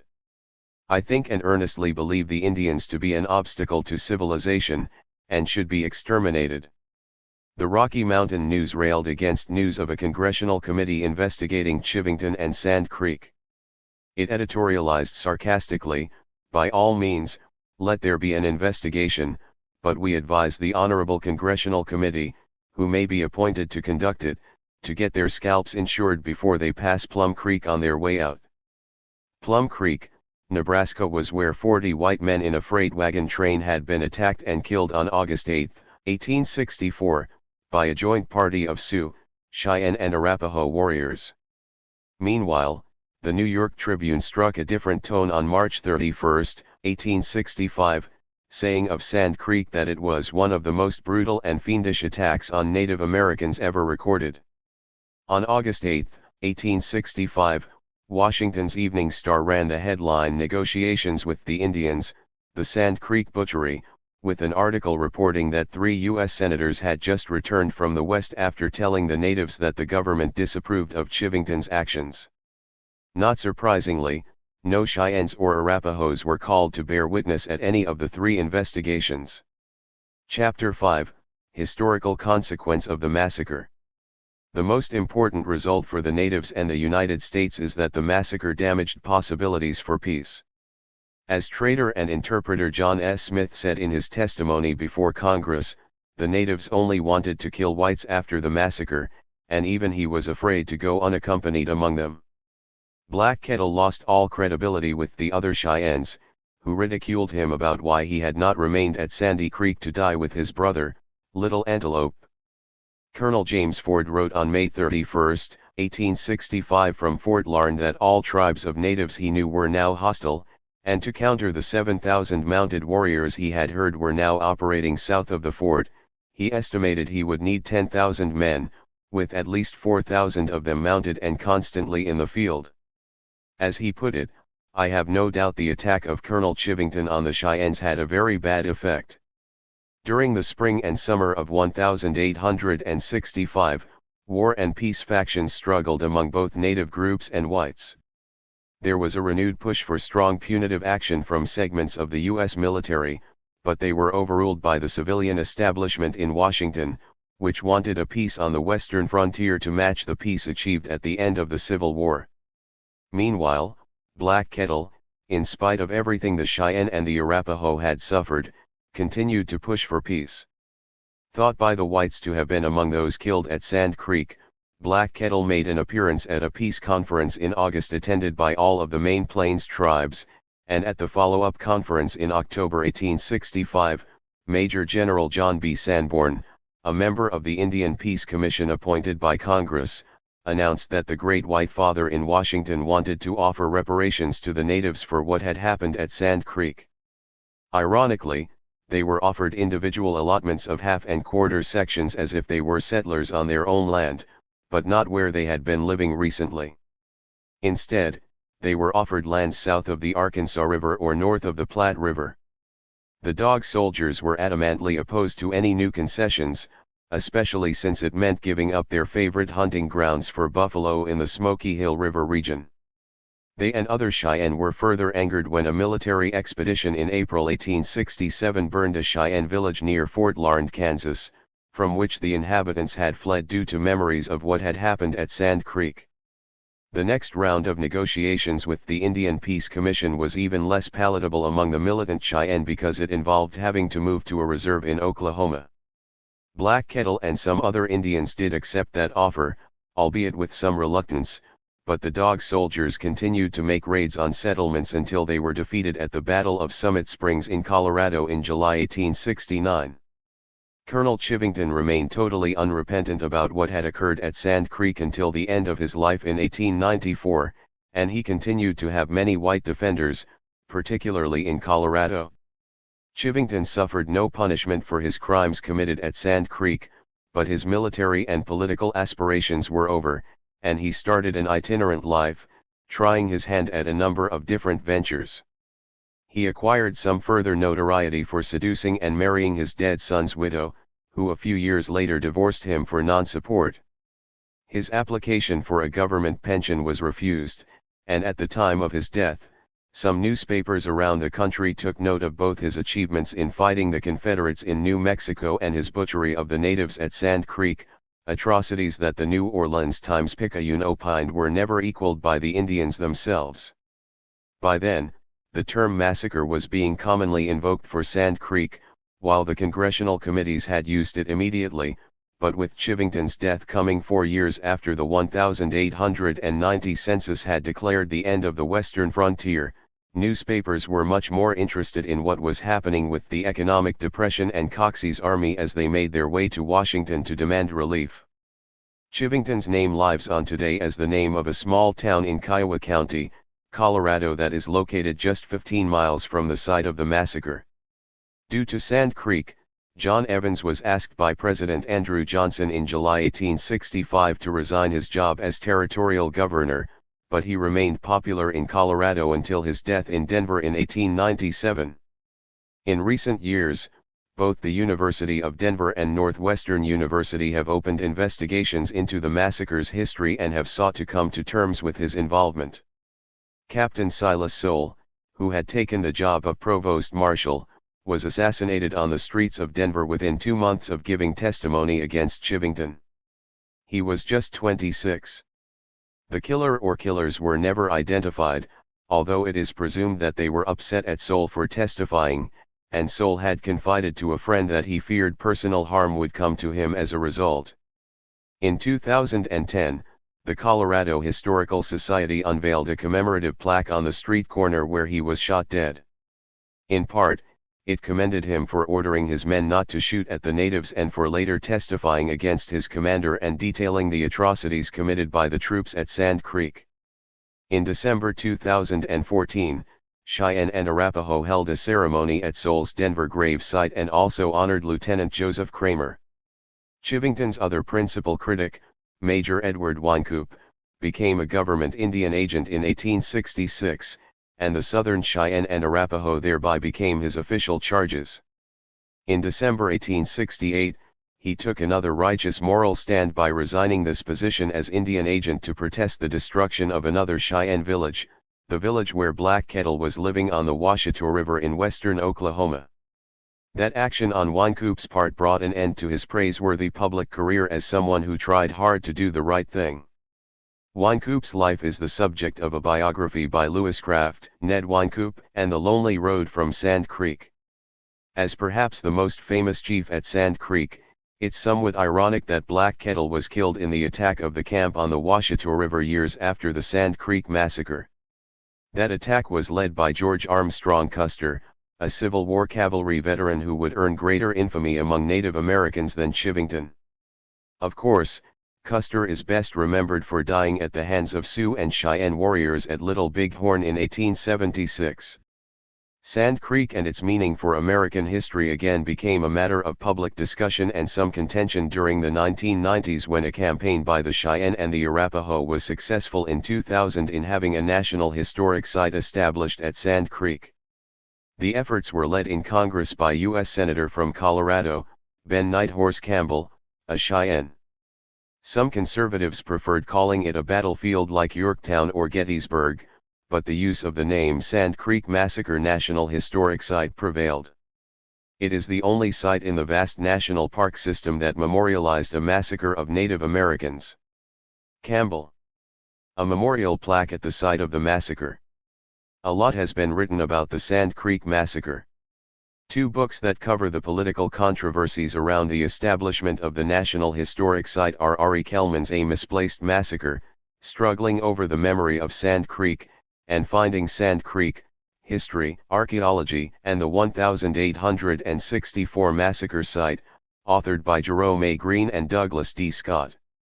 Other full-length book treatments include Month of the Freezing Moon, The Sand Creek Massacre, November 1864 by Dwayne P. Schultz, Blood at Sand Creek, The Massacre Revisited by Bob Scott, The Massacre at Sand Creek, Narrative Voices by Bruce Cutler, Battle at Sand Creek, The Military Perspective by Gregory F. Michno, and Forgotten Heroes and Villains of Sand Creek by Carol Turner.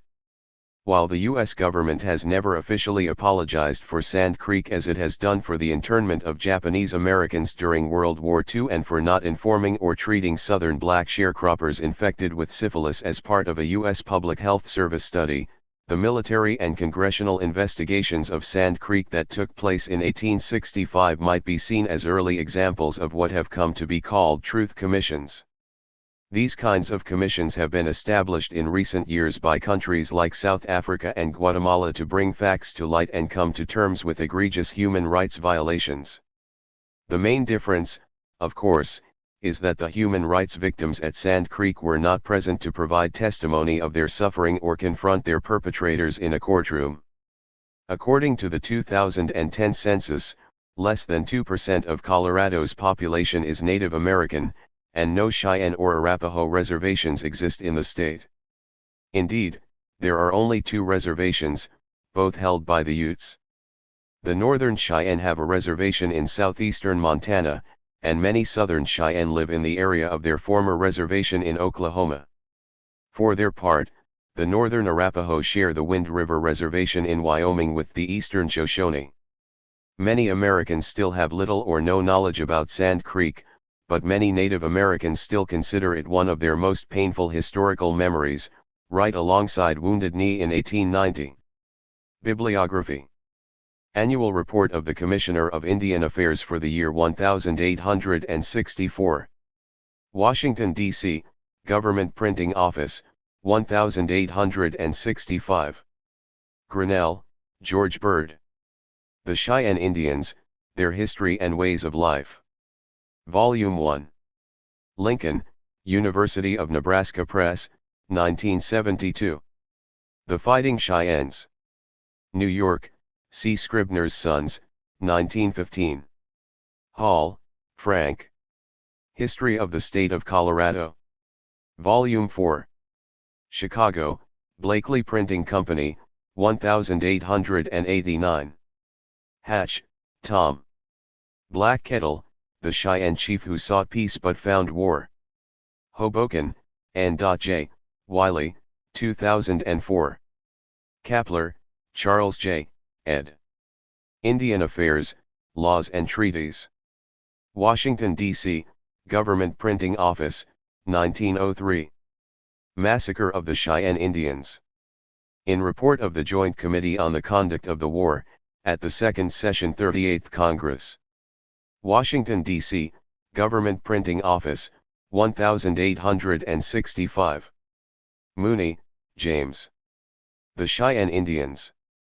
Published for the American Anthropological Association, 1905. Sand Creek Massacre. In Senate documents, otherwise PUBL as public documents and executive documents, 14th Congress, 1st Session 48th Congress, 2nd Session and Special Session.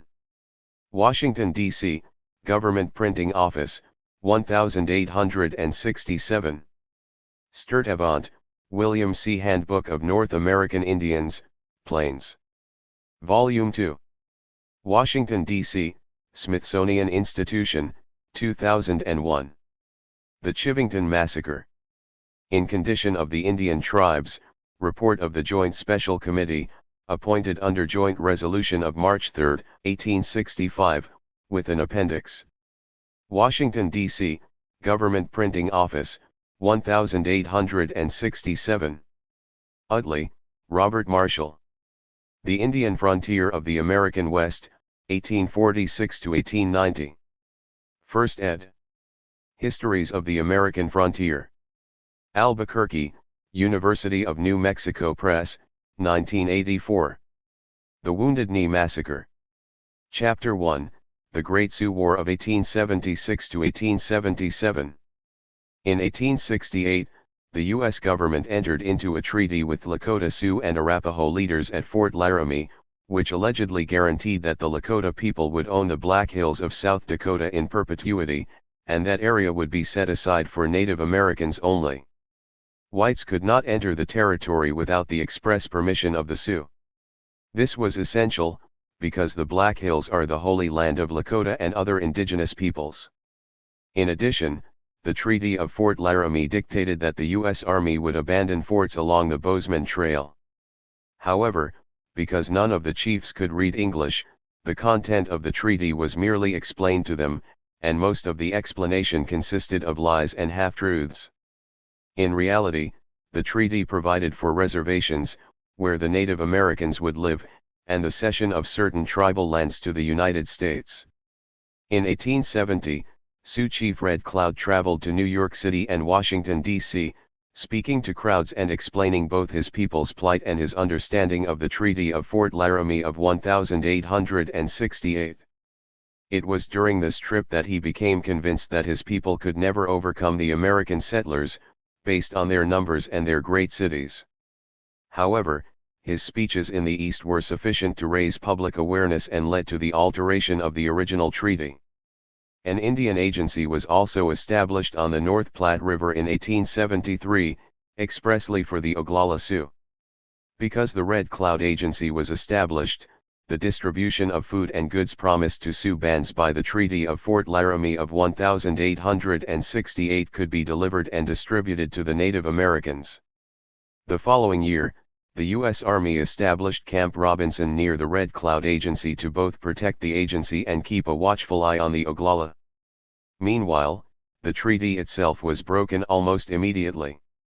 When an expedition into the Black Hills led by Lieutenant Colonel George Custer discovered gold in 1874, miners flooded into the region in violation of the treaty. Lakota people, hunting within the confines of the territory promised to them by the Fort Laramie Treaty of 1868, began encountering white settlers and attacked them. In response, whites demanded protection by the U.S. Army, which had been complying with the treaty, and ejected the white interlopers. Custer. The removal of white miners had the effect of increasing political pressure on the government to open the Black Hills to mining, logging, and settlement. In May 1875, several Lakota leaders traveled to Washington, D.C. in the hope of convincing President Ulysses S. Grant to honor the treaty conditions. They were unsuccessful, and the government attempted to purchase the Black Hills for $25,000. Late in the fall of the same year, Grant met with Major General Philip Sheridan and Brigadier General George Crook, and the three agreed to end the policy of ejecting miners and settlers. Also, the President and the generals decided to notify Native American bands not already residing on the reservation that they had until January 31, 1876, to surrender to authorities and settle on reservations. Among these non-treaty bands were those led by Crazy Horse and Sitting Bull. The concept of ultimatums was foreign to Native Americans, and many bands were so far from existing reservations that they would be hard-pressed to make it onto reservations before the deadline had passed, even if they wanted to.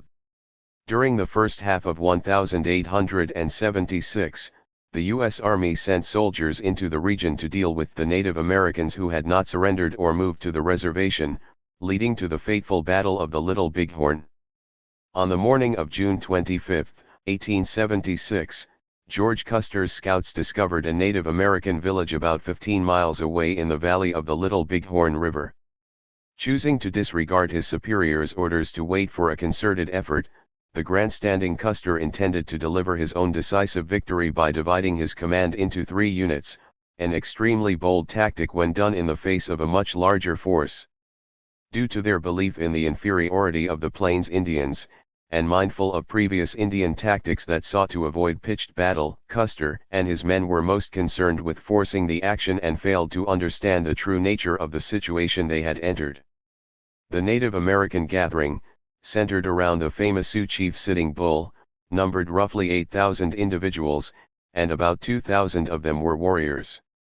Custer's forces amounted to a mere 31 officers, 566 troopers, and 50 scouts and civilians, and they had been split into 3 columns in order to stop a possible retreat. Before the battle, it is believed Custer thought he was facing a group of about 800, which was Sitting Bull's strength in the weeks before the battle. However, the Army's Native American scouts and civilian scouts had not adequately informed the Army of the reinforcements that arrived, and at Little Bighorn, Custer's 3-pronged attack was completely overwhelmed. How Custer met his fate, and whether there even was a last stand, remain subjects of debate, but what is known is that the Battle of the Little Bighorn was one of the U.S. military's biggest debacles. All told, the 7th Cavalry suffered over 50% casualties, with over 250 men killed and over 50 wounded. The dead included Custer's brothers Boston and Thomas, his brother-in-law James Calhoun, and his nephew Henry Reed. Custer and his men were buried where they fell. A year later, Custer's remains were relocated to West Point for final interment. After the Battle of the Little Bighorn, the massive Teton, Lakota, and Cheyenne warrior army disbanded, and in many ways, the battle, despite being a huge victory for the Native Americans, represented a portent of the coming destruction of the Native American warrior societies and their associated cultures. In the aftermath of the 7th Cavalry's decimation and the complete destruction of Custer's force, the American public was incensed. The people's ire was probably inflamed by the fact that news reached the eastern United States just as the nation was celebrating its centennial. The nation's reaction was inflammatory and largely reflected the attitudes of the commanders in the field. U.S. troopers had assumed their own inherent eugenic and military superiority over Native Americans and had fully bought into the idea of manifest destiny. In the months following this battle, the single greatest Native American victory against U.S. troops, the U.S. military sent thousands of cavalry troopers into the region seeking revenge for the Custer Massacre.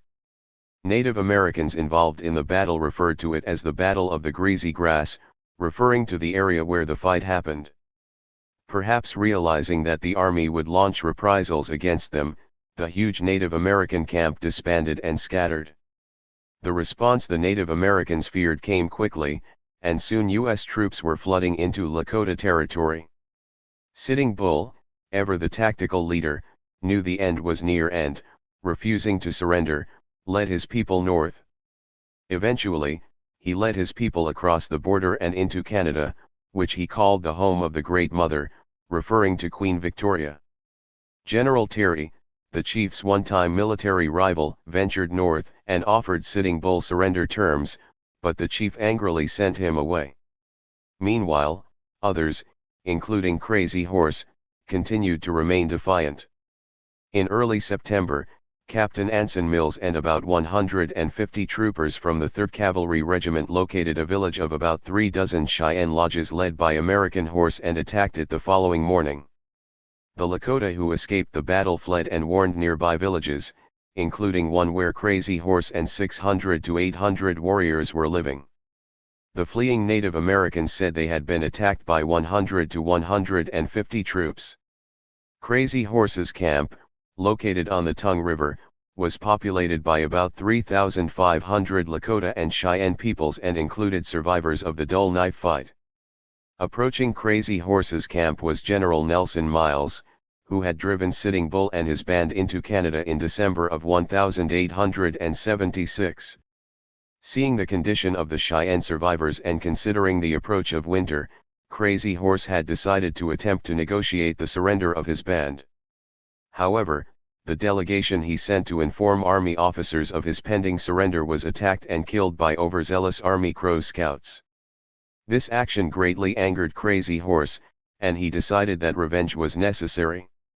Nelson Miles. Thus, the war chief began a series of raids against Army outposts in an effort to draw General Miles away from his post. Miles led a mixed force of cavalry, infantry, and artillery into the Wolf Mountain area and set up a defensive perimeter on a ridgeline in 3 feet of snow. Early on the morning of January 8, 1877, Crazy Horse and Two Moons led a force of about 500 warriors in attacks on the soldiers' perimeter. Skillfully using his artillery and superior firepower, Miles was able to frustrate the repeated Native American attacks. Additionally, Miles was able to shift his reserves to cover his flanks when the warriors attempted to outflank his line. The general then ordered an advance and seized a ridge that allowed him to attack Native American positions with his artillery. Throughout the battle, the weather gradually grew worse, and soon Crazy Horse and his warriors withdrew. Though the battle was indecisive, it was the last major engagement of the Great Sioux War of 1876–77. Also, the battle showed that Native American settlements were vulnerable to the U.S. Army even in the harsh conditions of the Plains winter. Over the next few months, Native Americans who had been following Crazy Horse began slipping away and returning to their reservations.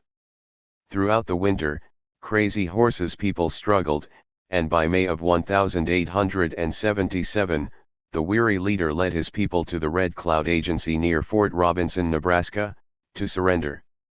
Chapter 2, The Ghost Dance. The Great Sioux War had ended over a decade earlier, but in the fall of 1889, word spread throughout Native American groups about a Messiah who promised to lead all Indians into a new world without white men. By the time the stories about this new Messiah reached the Lakota Sioux, they had been passed from tribe to tribe, most notably through the Arapahoes and Shoshone of Wyoming. Because they had passed through so many tribes, the stories varied quite a bit, but the basic message remained the same. The Messiah told of the return of the buffalo and other animals that had disappeared from tribal lands, and that Indian ancestors would also return to the world. Understandably, the story appealed greatly to Native Americans whose world had been turned upside down during American migration to the West, and the idea of a return to traditional life was especially enticing because of the problems they had experienced on the reservations they had been confined to. In order to discuss the stories that were making their way through the Lakota people, the leaders of the Oglala Sioux organized a meeting at Pine Ridge, a meeting that involved many important tribal leaders, such as Kicking Bear, Red Cloud, Little Wound, American Horse, and Young Man Afraid of His Horses. During this meeting, the Oglalas created an 8-person delegation that would travel west to find the Messiah. The men chosen for the delegation included Good Thunder, who would head the group, as well as Yellow Knife, Flatiron, Kicksback, Elkhorn, Yellow Breast, Broken Arm, and Cloud Horse. Meanwhile, other Lakota groups appointed their own members to join the delegation. From the Rosebud Brules, Short Bull and Mash the Kettle were appointed, while Kicking Bear would represent the Minneconjou. Kicking Bear. The delegation left the Dakota Territory in secret, because they did not want to tip off U.S. Indian agents and also because they were technically not allowed to leave their reservations without approval from the government. Eventually, the delegation made its way along the southern boundary of the Black Hills and then moved into Wyoming Territory, following the North Platte River and making their way into the Indian villages around Fort Washakie. While staying there, they came across more delegations that were also traveling to see the Messiah. It was decided that 3 Cheyenne and several Wind River Indians would join the Lakota delegation as they made their way westward. The now larger delegation first went by rail to Fort Hall in Idaho Territory, and at Fort Hall, they discovered an extremely high level of excitement there due to delegations of Bannock and Shoshone who had just returned from a trip to the Sierra Nevadas to hear the message of this new Indian Redeemer. It was here that the Lakota were told that the Messiah advocated something called the Dance of the Ghosts, and that it would eventually bring the spirits of dead ancestors back to Earth, where they would be alive once again. For American administrators at the forts surrounding the Sierra Nevadas, the ghost dance movement was not particularly concerning because there were no hints that the Messiah's message advocated rebellion. In fact, according to the movement, he preached a message of peace. This also was not the first Indian revival but one of a series of revivals that had captured the attention of Native Americans across the continent and on reservations. An 1890 sketch of Oglala Sioux performing the ghost dance. From Fort Hall, the delegation boarded another train, reaching Salt Lake City before traveling across Utah and into Nevada, where they eventually arrived at Pyramid Lake. Pyramid Lake was the gathering spot of a large crowd of Paiutes, Crows, and Southern Cheyennes who were waiting for the Messiah. The delegation was welcomed by the crowd, where they began to learn about the Messiah and his message in more detail. The Messiah, whose actual name was Wovoka, told a story that was made up of a mixture of myths from various religious beliefs, but with 2 important strands coming out of Indian lore and also Christianity. Wovoka. The origins of the movement came after Wovoka had a revelation while delirious during a bad fever.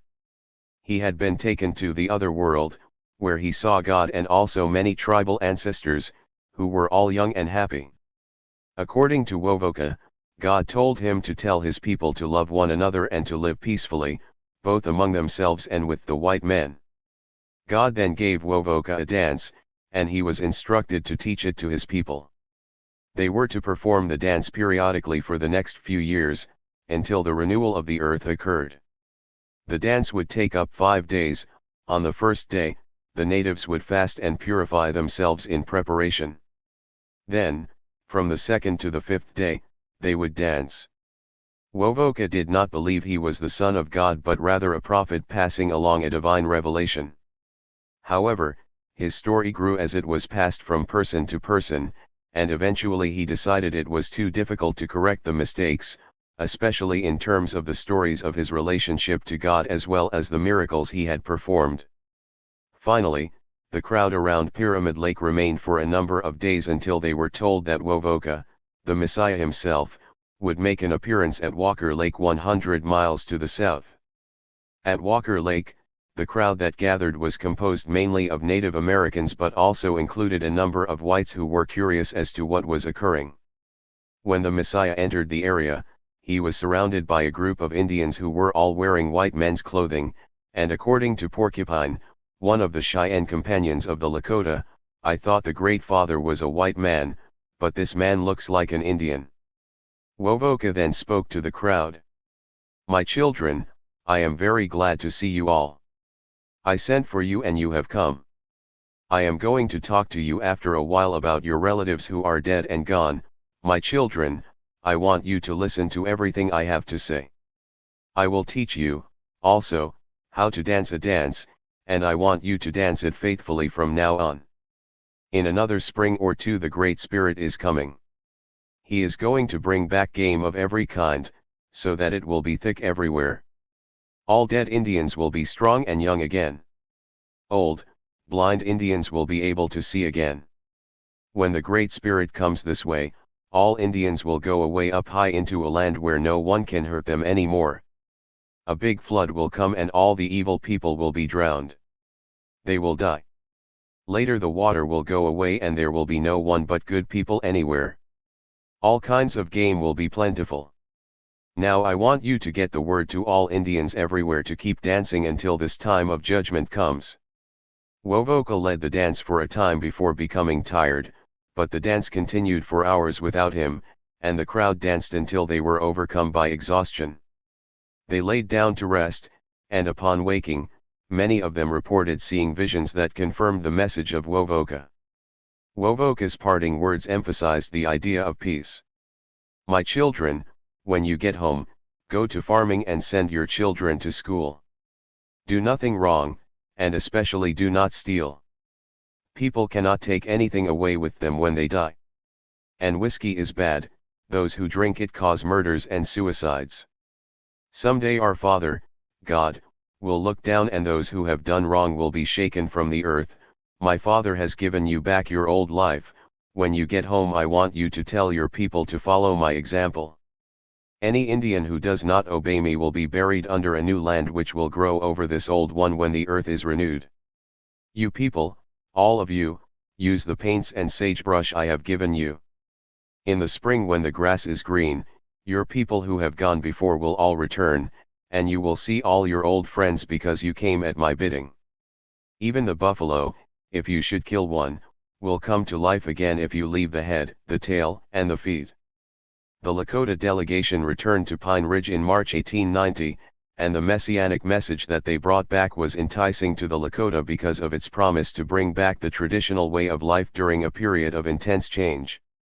Two important Lakota who passed along Wovoka's message were Short Bull and Mash the Kettle, but in their telling, they minimized the pacifism of the message and instead focused on the destruction of all white men as well as the importance of continuously performing the ghost dance so that God could tell the faithful from the unfaithful. Meanwhile, Kicking Bear also played an important role in bringing the ghost dance to the Lakota. Kicking Bear was able to play on the anger of some Lakota over the lack of supplies that the government had promised them to form a camp on Porcupine Creek that contained about 150 dancers. He also helped set up another camp nearby, led by Torn Belly and Jack Red Cloud, which contained 600 dancers.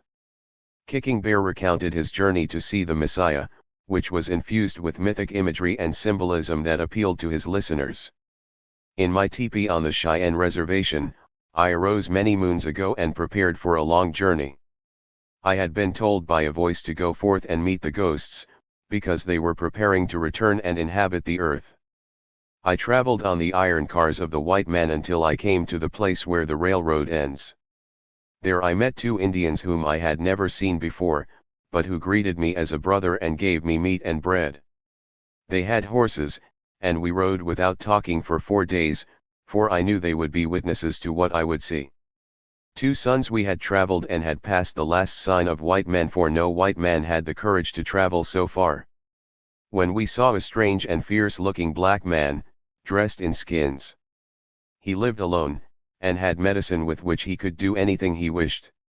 He would wave his hands and make great heaps of money. Or, he would make another motion, and there before us would be many spring wagons, all painted and ready to hitch horses to.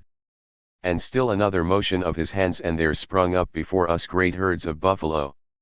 The black man spoke to us and told us that he was a friend of the Indian, that we should remain with him and go no farther, and that we could have all we wanted of the money, spring wagons, and buffalo.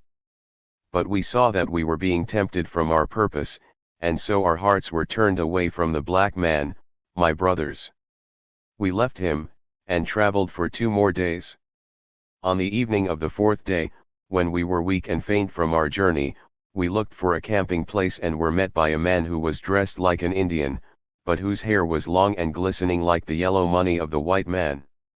His face was beautiful, and when he spoke my heart was glad and I forgot my hunger and the toil I had gone through. He said, "How, my children, you have done well to make this long journey to come here. Leave your horses and follow me." And our hearts sang in our breasts. And he led us up a great ladder of small clouds until we followed him through an opening in the sky. My brothers, the tongue of Kicking Bear is straight, but he cannot tell all that he saw, because he is not an orator, but only the forerunner and herald of the ghosts. The one whom we followed took us to the Great Spirit and his wife, and we lay prostrate on the ground, but I saw that they were dressed as Indians. Then from an opening in the sky we were shown all the countries of the earth, and the camping grounds of our fathers since the beginning. All were there, the teepees, the ghosts of our fathers, the great herds of buffalo, and a country that smiled because it was lush and rich, and the white man was not there. Then he who showed us his hands and feet, and there were wounds in them which had been made by the white men when he went to them and they crucified him. And he told us he was going to come on earth again, only this time he would remain and live with the Indians, because they were his chosen people. Then we were seated on rich skins, from animals which were unknown to me, in front of the open door of the Great Spirit's teepee. And we were told how to say the prayers and perform the dance that I have now come to show my brothers. And the Great Spirit spoke to us, saying, "Take this message to my red children and tell it to them as I say it. I have neglected the Indians for many moons, but now I will make them my people if they obey me in this message.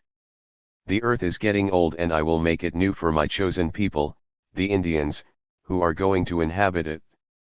And among them will be all of their ancestors who have died, their fathers, mothers, brothers, cousins and wives, all those who hear my voice through the tongues of my children. And while my children are dancing and preparing to join the ghosts, they shall have no fear of the white man, for I will take from him the secret of making gunpowder. And nay, gunpowder they have on hand will not burn when it is directed against my children, the red people, who have learned the song and dance of the ghosts. But the powder which my children have will burn and kill when it is directed against the white man by those who believe. And if a red man should die at the hands of a white man while he is dancing, his spirit will only go to the end of the earth, join the ghosts of his fathers, and then return to his friends the next spring." Kicking Bear's message had combined elements of tribal myth and Christianity to emphasize the destruction of the Americans, as well as a return to the traditional ways of life, and one of the men who listened to Kicking Bear's message was Little Wound, who returned to his people and gathered 300 of them to stage ghost dances of their own.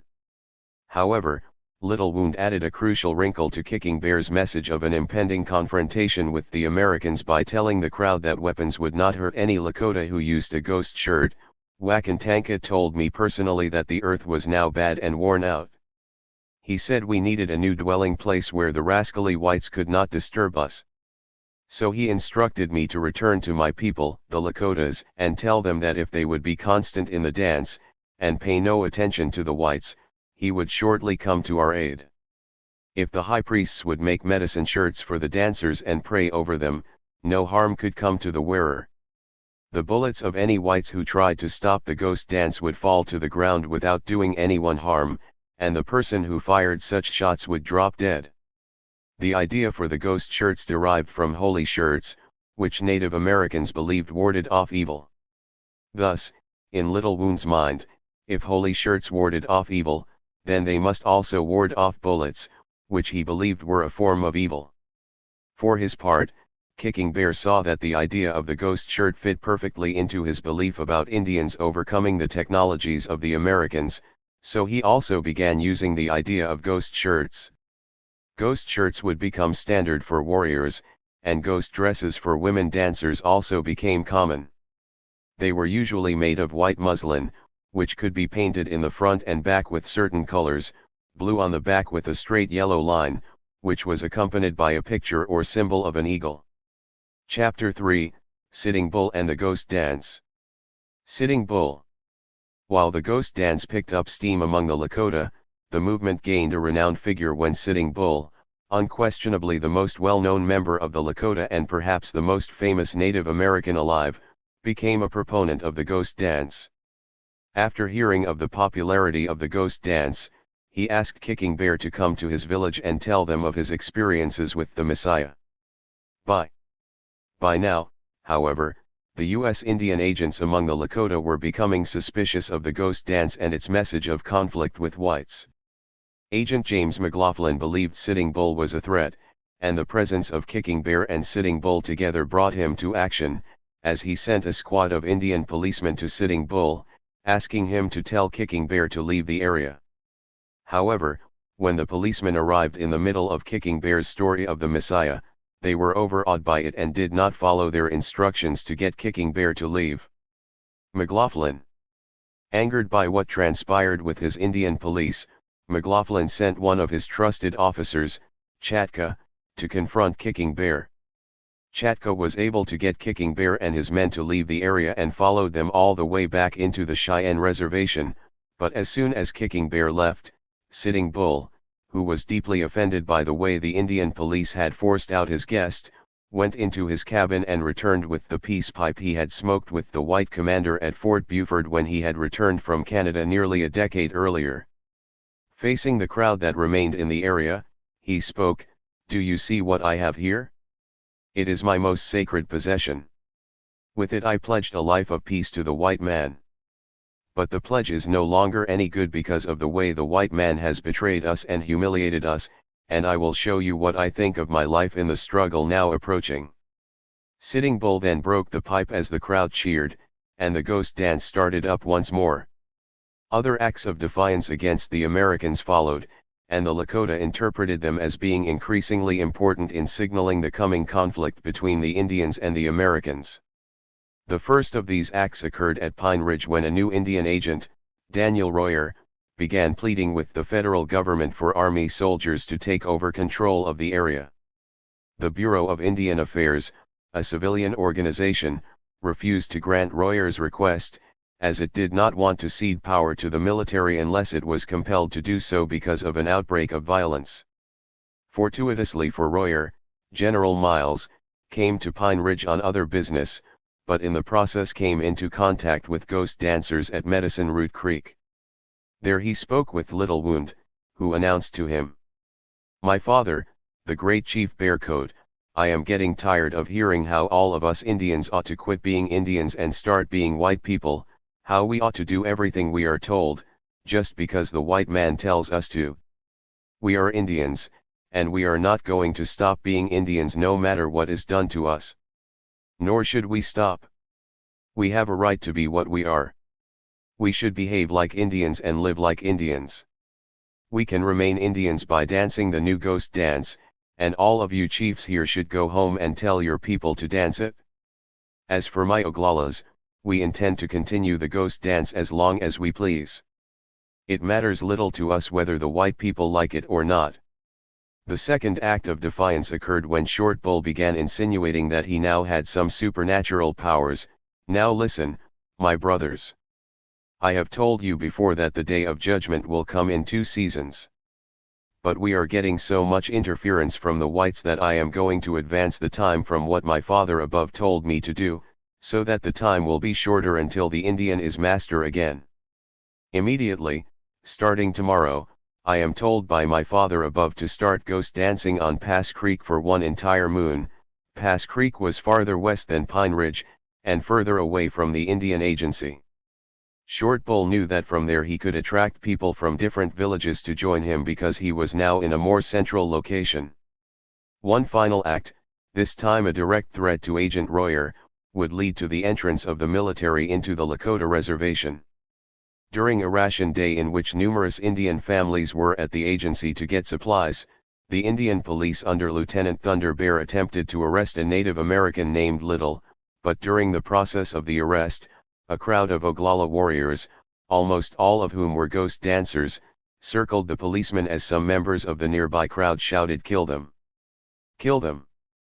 Let's burn down the agency!" As things threatened to spiral out of control, a man named American Horse tried to calm the situation and prevent bloodshed. "Stop this! What do you think you are doing? Are you going to kill these men of our own race? What will happen then? Are you going to kill these helpless white men here and their women and children, also? And then what do you think will happen? What will these bold deeds of yours lead to? How long do you think you will be able to hold out? Your country here is surrounded with railroads, and thousands of white soldiers will be here within a few days. What ammunition do you have? What provisions do you have? What will become of your women and children when the soldiers attack? Think, my brothers. This is child's madness." The warriors ended up leaving with Little, and the Indian police were powerless to continue with his arrest. This event caused Agent Royer to send an urgent message to his superiors: "Indians are dancing in the snow and are wild and crazy. I have fully informed you that employees and government property are at the mercy of these dancers. Why delay by further investigation? We need protection and we need it now. The leaders should be arrested and confined in some military post until the matter is quieted, and this should be done at once." With that, the Commissioner of Indian Affairs conceded that he had lost control of the situation and called for General John R. Brooke to send troops into the Pine Ridge and Rosebud reservations.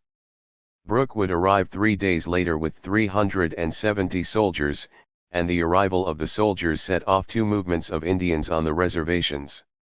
Brooke sent messengers to the area's villages, telling friendly Indians to come to Pine Ridge so they could be protected by the soldiers. At the same time, Little Wound sent his own messengers, telling faithful ghost dancers to meet at the mouth of White Clay Creek, 20 miles to the northwest of Pine Ridge. Brooke. As the military became aware of the gathering at White Clay Creek, they sent reinforcements to bolster the number of soldiers under Brooke's command. In all, by early December 1890, there were approximately 3,000 U.S. soldiers stationed in Lakota territory, and their intent was to crush the rebellious spirit of the Lakota once and for all. While Agent Royer was happy to have the Army take control of the situation, McLaughlin still wanted to delay the arrival of troops onto his area so that he could arrest Sitting Bull. McLaughlin believed Sitting Bull was a leader of the rebellion among the Hunkpapa band, and he wanted Sitting Bull removed. McLaughlin began by having his Indian police keep close watch on Sitting Bull, until it was decided that the arrest of Sitting Bull should take place on December 20, when most of the area's Indians would be at the agency receiving supplies. McLaughlin's orders to Lieutenant Bull's head included the message: "If he should, you must stop him. If he does not listen to you, do as you see fit. Use your own discretion in the matter and it will be all right."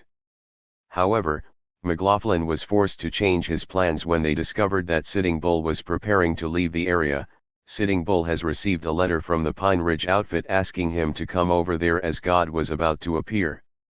Sitting Bull's people want him to go, but he has sent a letter to you asking your permission, and if you do not give it he is going to go anyway. He has been fitting up his horses to stand a long ride, and will go horseback in case he is pursued. Bullhead would like to arrest him at once, before he has a chance of giving them the slip. He thinks that if Sitting Bull gets the start, it will be impossible to catch him. While McLaughlin's Indian police moved into position to arrest Sitting Bull, a detachment of soldiers from Fort Yates arrived to back them up should the situation turn violent. Aiding the Indian police was the fact that a ghost dance had continued until early evening and everyone was exhausted. This enhanced the element of surprise, and just before dawn on December 15, the police surrounded Sitting Bull's cabin and Lieutenant Bullhead entered and ordered Sitting Bull out. "Come, father, I am ordered to take you into the agency." Sitting Bull, unsure of what was going on, seemed to be complying with the request. As they began exiting the cabin, Sitting Bull's bodyguard, Catch the Bear, came onto the scene, where he came face to face with Bullhead, a man with whom he had a deep hatred from past conflicts. Meanwhile, Sitting Bull's son, Crowfoot, mocked his father for going with the police without resisting, and this caused Sitting Bull to struggle against his captors. As the scuffle continued, Catch the Bear moved alongside Bullhead, who had a hold of one of Sitting Bull's arms, and shot him in the side. As this occurred, the wounded Bullhead drew his own revolver and shot Sitting Bull. Red Tomahawk, another of the Indian police, also fired at Sitting Bull. Policeman Alone Man then pulled out his own gun and killed Catch the Bear. The series of gunshots set off a confrontation between the policeman and the crowd of roughly 100 warriors that had descended on the scene. In the ensuing melee, the policemen managed to detach themselves and drag their wounded into one of the cabins, where they tried to hold out. Luckily, the troops from Fort Yates had heard the commotion and entered the village, forcing the crowd to disperse. The followers of Sitting Bull then fled into the woods, many leaving behind their belongings. While messengers were able to convince about 250 to return, 150 continued on toward the southwest. All told, Sitting Bull, his son Crowfoot, and his adopted Assiniboine brother Jumping Bull were all killed, as were 9 others. A number of Lakota policemen were also killed in the ensuing melee. Not surprisingly, many Native Americans view Sitting Bull's death as nothing less than an assassination, and a current movement still seeks to establish the day of his death as a national holiday. They believe that because the government feared that he might join the ghost dancers and lead another Native American revolt, they ended his life, but either way, his death again demonstrated the misunderstandings so prevalent in relations between the U.S. and Native Americans. 1891 Newspaper illustration of a ghost dance. Chapter 4, Bigfoot and the Stronghold. The difficult Indian problem cannot be solved permanently at this end of the line. It requires the fulfillment of Congress of the treaty obligations that the Indians were entreated and coerced into signing. They signed away a valuable portion of their reservation, and it is now occupied by white people, for which they have received nothing. They understood that ample provision would be made for their support. Instead, their supplies have been reduced, and much of the time they have been living on half and two-thirds rations. Their crops, as well as the crops of the white people, for 2 years have been almost total failures. The dissatisfaction is widespread, especially among the Sioux, while the Cheyennes have been on the verge of starvation, and were forced to commit depredations to sustain life. These facts are beyond question, and the evidence is positive and sustained by thousands of witnesses. General Nelson Miles in a telegram to Washington, D.C. on December 19, 1890. The Lakota who left to start ghost dance camps were unsuccessful at sustaining these endeavors. Little Wound, for example, whose camp at White Clay contained roughly 2,000 Indians, soon found that the logistics of coordinating them was too much to handle, and within a week, he returned to the agency with his followers. Big Road and No Water, along with their followers, also quickly returned to the agency. The other major camp, created by Short Bull and Kicking Bear and containing a large number of ghost dancers, also experienced enough problems that the leaders feared the breakup of the community into bands that would drift back to the agency. Ultimately, Short Bull decided that the best course of action was to march to White Clay to join up with Little Wound. The march took a week to complete, and upon arriving at White Clay, Short Bull and Kicking Bear found that Little Wound, No Water, and Big Road had all returned to the agency. This was a huge blow for Short Bull and Kicking Bear, who also learned that the number of soldiers on the reservation had been bolstered by reinforcements, including Custer's old unit, the 7th Cavalry. The Native American leaders understandably feared the 7th Cavalry would probably be looking for revenge after Little Bighorn, which had occurred 14 years earlier, so Short Bull and Kicking Bear decided that the best course of action was to move as far away from the soldiers as possible. They eventually settled on an area called the Stronghold, a plateau with only a series of narrow paths leading up to it. As Short Bull stated, "Now, my brothers, I am thinking of that point, that island, at the north side of the big table. It is part of the big table, only it is not part of it. If we were on top of that point, we would not even have to defend the sharp saddle connecting it with the larger table, because no man can cross it.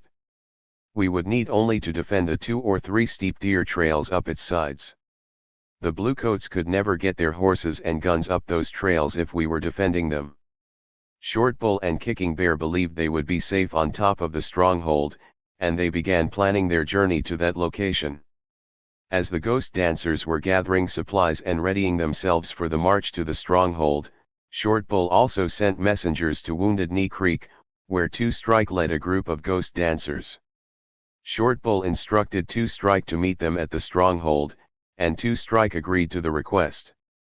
When General John R. Brooke began receiving word of the Indians' movement to the stronghold, he asked Father John Jutz, a missionary trusted by the natives, if he would travel to the stronghold and speak to them. Jutz agreed, and as he heard the grievances of the leaders, he learned about the sense of betrayal that the Native Americans felt at their treatment by the federal government. Once Jutz had heard all of their complaints, he attempted to convince them to come back to the agency. "My friends, it is getting light in the east. I know there is much justice on your side. I can only beg you not to stop listening to what the soldier chief wants to say to you. If you would only pick a few to go back with me, I myself, whom you trust, will guarantee your safety. I want you to talk to General Brooke. He is an honorable man. I will send word ahead that you must come with completely free passage in and out of the agency." The leaders at the stronghold sent a delegation to meet with Brooke, where they reiterated their stance on their relationship with the Americans. Brooke argued that they could settle their grievances once they left the stronghold and returned to the agency, and although no decision was made as to whether they should return or remain at the stronghold, a sense of doubt did begin to creep into the minds of the delegation about continuing their rebellion. The debate on whether to remain or return to the agency continued once the delegation returned to the stronghold and informed the leadership of what had occurred in their meeting with General Brooke. After deliberating for a number of days, Two Strike, on the afternoon of December 10, stood up and announced that he was returning to the agency.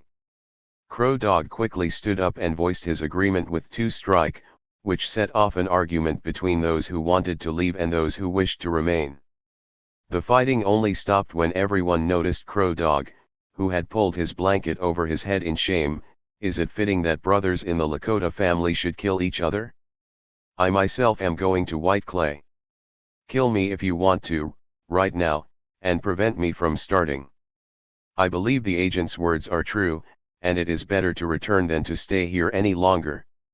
The faction that wished to stay at the stronghold acknowledged that they had been defeated, and by the end of the day, most of the camp had been packed up and a train of Native Americans were slowly making their way down the narrow paths leading down to the canyon's floor. For all intents and purposes, their rebellion had ended. Meanwhile, as the arguments at the stronghold were taking place, one of the ghost dance's main proponents, Bigfoot, had returned to his village at Deep Creek. Bigfoot was summoned to meet with Colonel Sumner, who wanted to get a picture of his intentions, and Bigfoot declared that he did not want to become involved with the rebellion. "We have no intention of leaving our homes here, where we are comfortable. But I have to tell you something honestly, we do not get nearly enough rations from the agency to keep us in good health. The young mothers are poorly fed and as a result they have no milk in their breasts for their babies. The children too often get sick and die. If our young warriors are nervous and angry, it is because their families are hungry and they do not get enough clothing to keep them warm through the hard winter." After meeting with Bigfoot, Sumner believed that he was building a strong relationship with the leader, and he reported to his superiors that he had the situation under control. "I have held a council with all the principal chiefs in this section of the country, and find that they are peaceably disposed and inclined to obey orders, but from their talk, as well as from reports I have received from officers here and others, I believe they are really hungry and suffering from want of clothing and covering. I advise that 1,000 rations be sent me at once for issue to them, and authority to purchase a certain amount of fresh beef." During this time of meeting with Sumner, Bigfoot received messages from Red Cloud's agency that they needed his help in meeting with the Oglala to make a peace. They hoped that Bigfoot's presence would help them convince Kicking Bear, Bigfoot's protege, to relent on his attempts to continue holding out. However, Bigfoot saw the dangers that could come from going to Red Cloud, especially in entangling his band in the issue of the developing rebellion, so in an attempt to postpone a decision, Bigfoot decided the best course of action was to take his entire band to the Cheyenne River Agency for the next issuance of their supplies, which would occur on December 22. As Bigfoot and his band began traveling toward the agency at Fort Bennett, Colonel Sumner received orders from his superiors to arrest Bigfoot. Due to Sitting Bull's death while in the custody of Indian police, and also due to the fact that Kicking Bear and Short Bull were out of reach at the stronghold, it had been decided that Bigfoot, who had been listed as a dangerous ghost dance fanatic, was now the Army's top priority.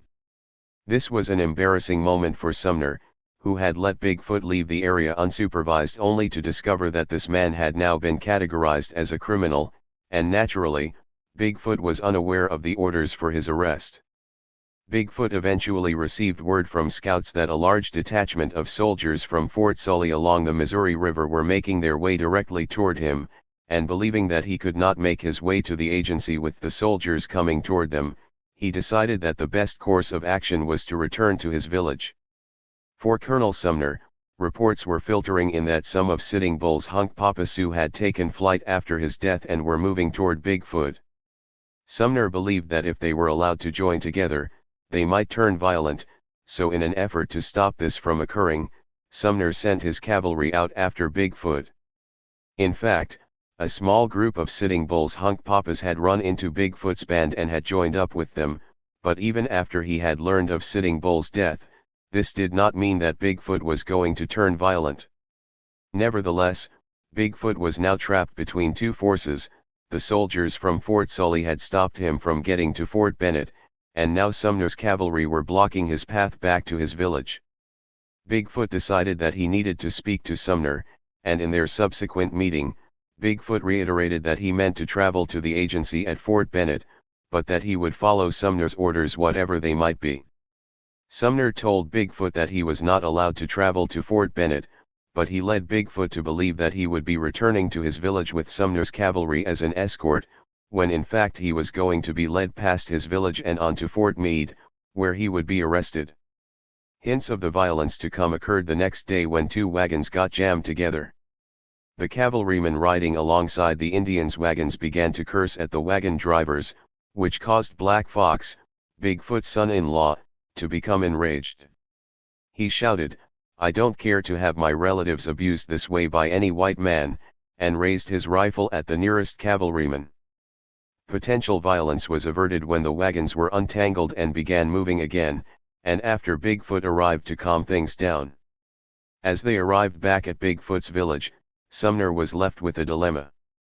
He understood that many of the warriors among Bigfoot's band were on edge, and that forcing them to continue past their village could bring on violence. As he was debating what to do, Bigfoot rode up to him and asked for his people to be allowed to return to their cabins.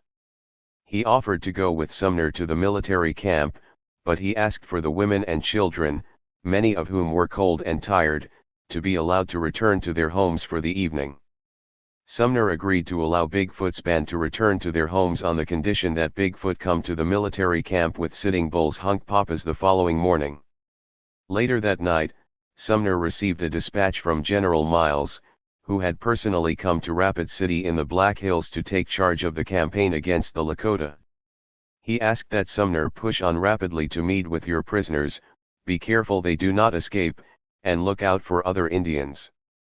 Sumner wrote back, telling Miles of the plan for Bigfoot to come to the military camp the next day, but when Bigfoot failed to arrive, Sumner was forced to decide on a course of action. He believed that to enter the village and arrest Bigfoot by force would lead to a battle between his cavalrymen and Bigfoot's warriors, which would no doubt be costly and violent, so he instead decided it was best to get Bigfoot to go to Fort Bennett, where the army officers there could arrest him. When Sumner sent scouts down to the village to see what was going on, they discovered that, at some point the previous night, Sitting Bull's Hunkpapas had been tipped off that Sumner wanted them at the military camp. The Hunkpapas had secretly left, while Bigfoot, who was embarrassed at this turn of events since he had given Sumner his word, sent out his own scouts to try to find them and bring them back. Sumner enlisted the help of a neighboring rancher named John Dunn, who spoke to Bigfoot at his cabin and informed him that he was supposed to go to Fort Bennett. Bigfoot was now angered that he had been forbidden to go to Fort Bennett and was now being asked to go there. He complained to Dunn, if he wants us to go to Bennett, why did he not send us there when he met us at Cherry Creek, 2 days ago? Why has he hauled us all the way back here, only to tell us now to start out again immediately on that long march eastward? I do not understand such nonsense. After Dunn calmed Bigfoot down, he agreed to go to Fort Bennett the next day, as we do not want a fight. Once Dunn had left, however, Bigfoot convened a meeting among his band. My brothers, I am much troubled by what is going on here. First I was headed for Fort Bennett to get our rations and they came and got us and brought us back here merely because we were trying to help our Hunkpapa relatives. Now I am told that I must start again for Bennett tomorrow morning or the soldiers will come in and shoot us and arrest us. We know and they know that there are many soldiers coming toward us on the Cheyenne, and now we are to be drive straight into their midst. What is the meaning of all this? In the ensuing debate, some wanted to go to the agency once more, avoiding the troops along the Cheyenne River, and others wanted to head for Pine Ridge to accept the offer of Red Cloud to help make peace among the rebellious ghost dancers. However, Bigfoot decided to choose a different path, announcing, "Let us break camp and move up into the hills to the south until we find out exactly what the white soldier chief intends. If everything is quiet we can come back down here in the morning, or we can start east to Bennett. Meanwhile our women and children will be out in the open and able to get away from the shooting if there is any trouble. This is my home. This is my place. If they want to come here and kill me, let them come. I have done no wrong to the white people. My heart is bitter about the threat to shoot us. What have we done except obey the soldier chief?" As Bigfoot and his band packed up to leave their village, Sumner's scouts, who had been watching from a distance, tried to make sense of what was going on. Were they leaving for Fort Bennett as quickly as possible? Were they going somewhere else altogether? A scout named Charging First returned to Sumner's camp at twilight and reported on what was going on, telling the camp that Bigfoot's women and children were acting as if a fight was coming on. At the same time, they were packing in a way that signaled that they would be traveling quickly and over rough country. After hearing the report, Sumner decided to move his cavalry closer to Bigfoot's village, but he miscalculated the speed with which Bigfoot and his people were moving. The entire village had made it 8 miles up Deep Creek before Sumner realized that they had left, and when they stopped for a short rest, Bigfoot called his council together to figure out their next move. The council issued an ultimatum to their chief. They wanted to go to Pine Ridge to take up Red Cloud's offer. They did not want to risk being caught between two groups of soldiers, and they were very worried by Sumner's maneuvering of the previous few days. Bigfoot, who by this time was quite ill, decided not to oppose his counsel and instead allowed them to continue on toward Pine Ridge. When Sumner's scouts finally found Bigfoot's band and returned to notify Sumner of their findings, they had gotten 25 miles away and it would be very difficult for Sumner's men to overtake them. At the same time, Sumner received another set of orders from General Miles. The attitude of Bigfoot has been defiant and hostile, and you are authorized to arrest him or any of his people and to take him to Meade or Bennett. The division commander directs, therefore, that you secure Bigfoot and the Cheyenne River Indians, and the Standing Rock Indians, and if necessary round up the whole camp and disarm them, and take them to Meade or Bennett. Sumner had to tell Miles that he had lost contact with Bigfoot, and that Bigfoot's group had made their way out of his jurisdiction. Bigfoot's band made their way forward, stopping only occasionally and only for short periods of time to rest. In just over a day, Bigfoot's band of 300 people had marched nearly 60 miles, and Bigfoot had thoroughly confused the army officers attempting to track him. The military was attempting to stop a rebellion that was centered on White Clay and the Stronghold, but Bigfoot was not attempting to bolster the ranks of the rebels. Instead, he was trying to get away from any potential fighting and lead his people to safety. But even though Bigfoot was not attempting to join the rebels, his decision to attempt to start moving away signaled to the military that he was actually rebelling and a potentially dangerous man who needed to be found and stopped at any cost.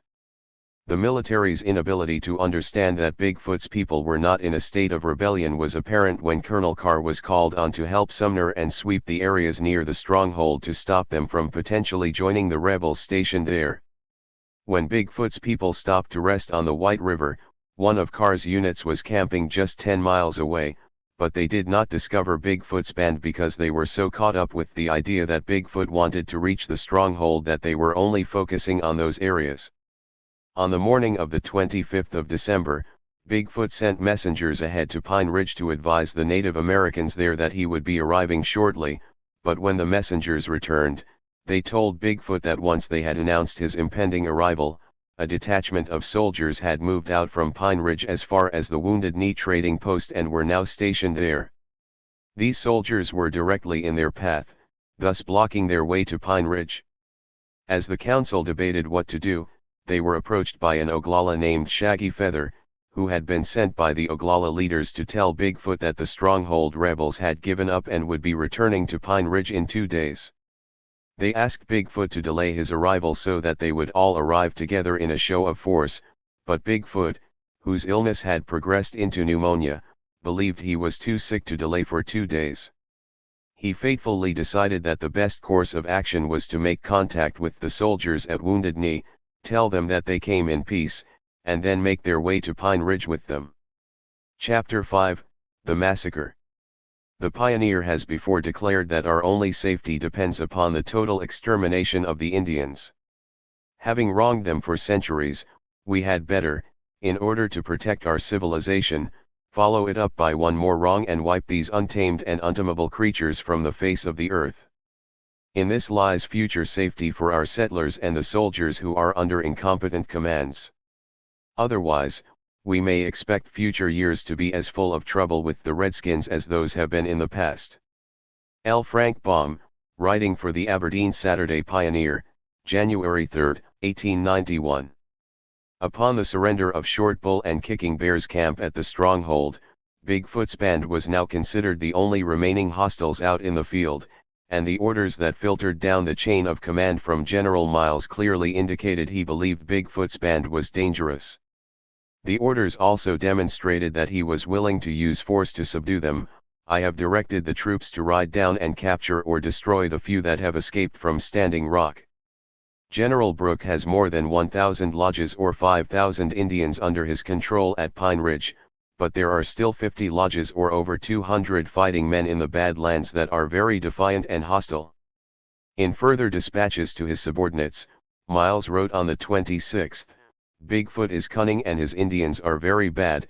On the 27th, Brooks' aide relayed the message to his men, I am directed by the commanding general to say that he thinks Bigfoot's party must be in front of you somewhere, Find his trail and follow, or find his hiding place and capture him. If he fights, destroy him. Finally, on December 28, Miles wrote to Brooke, use force enough. With that, Major Samuel Whitside was ordered out from Pine Ridge at the head of 4 units from the 7th Cavalry, as well as a platoon of artillery and 2 Hotchkiss cannons. He went directly to Wounded Knee Creek, where he set up headquarters at the residence of Louis Musso, the Wounded Knee storekeeper.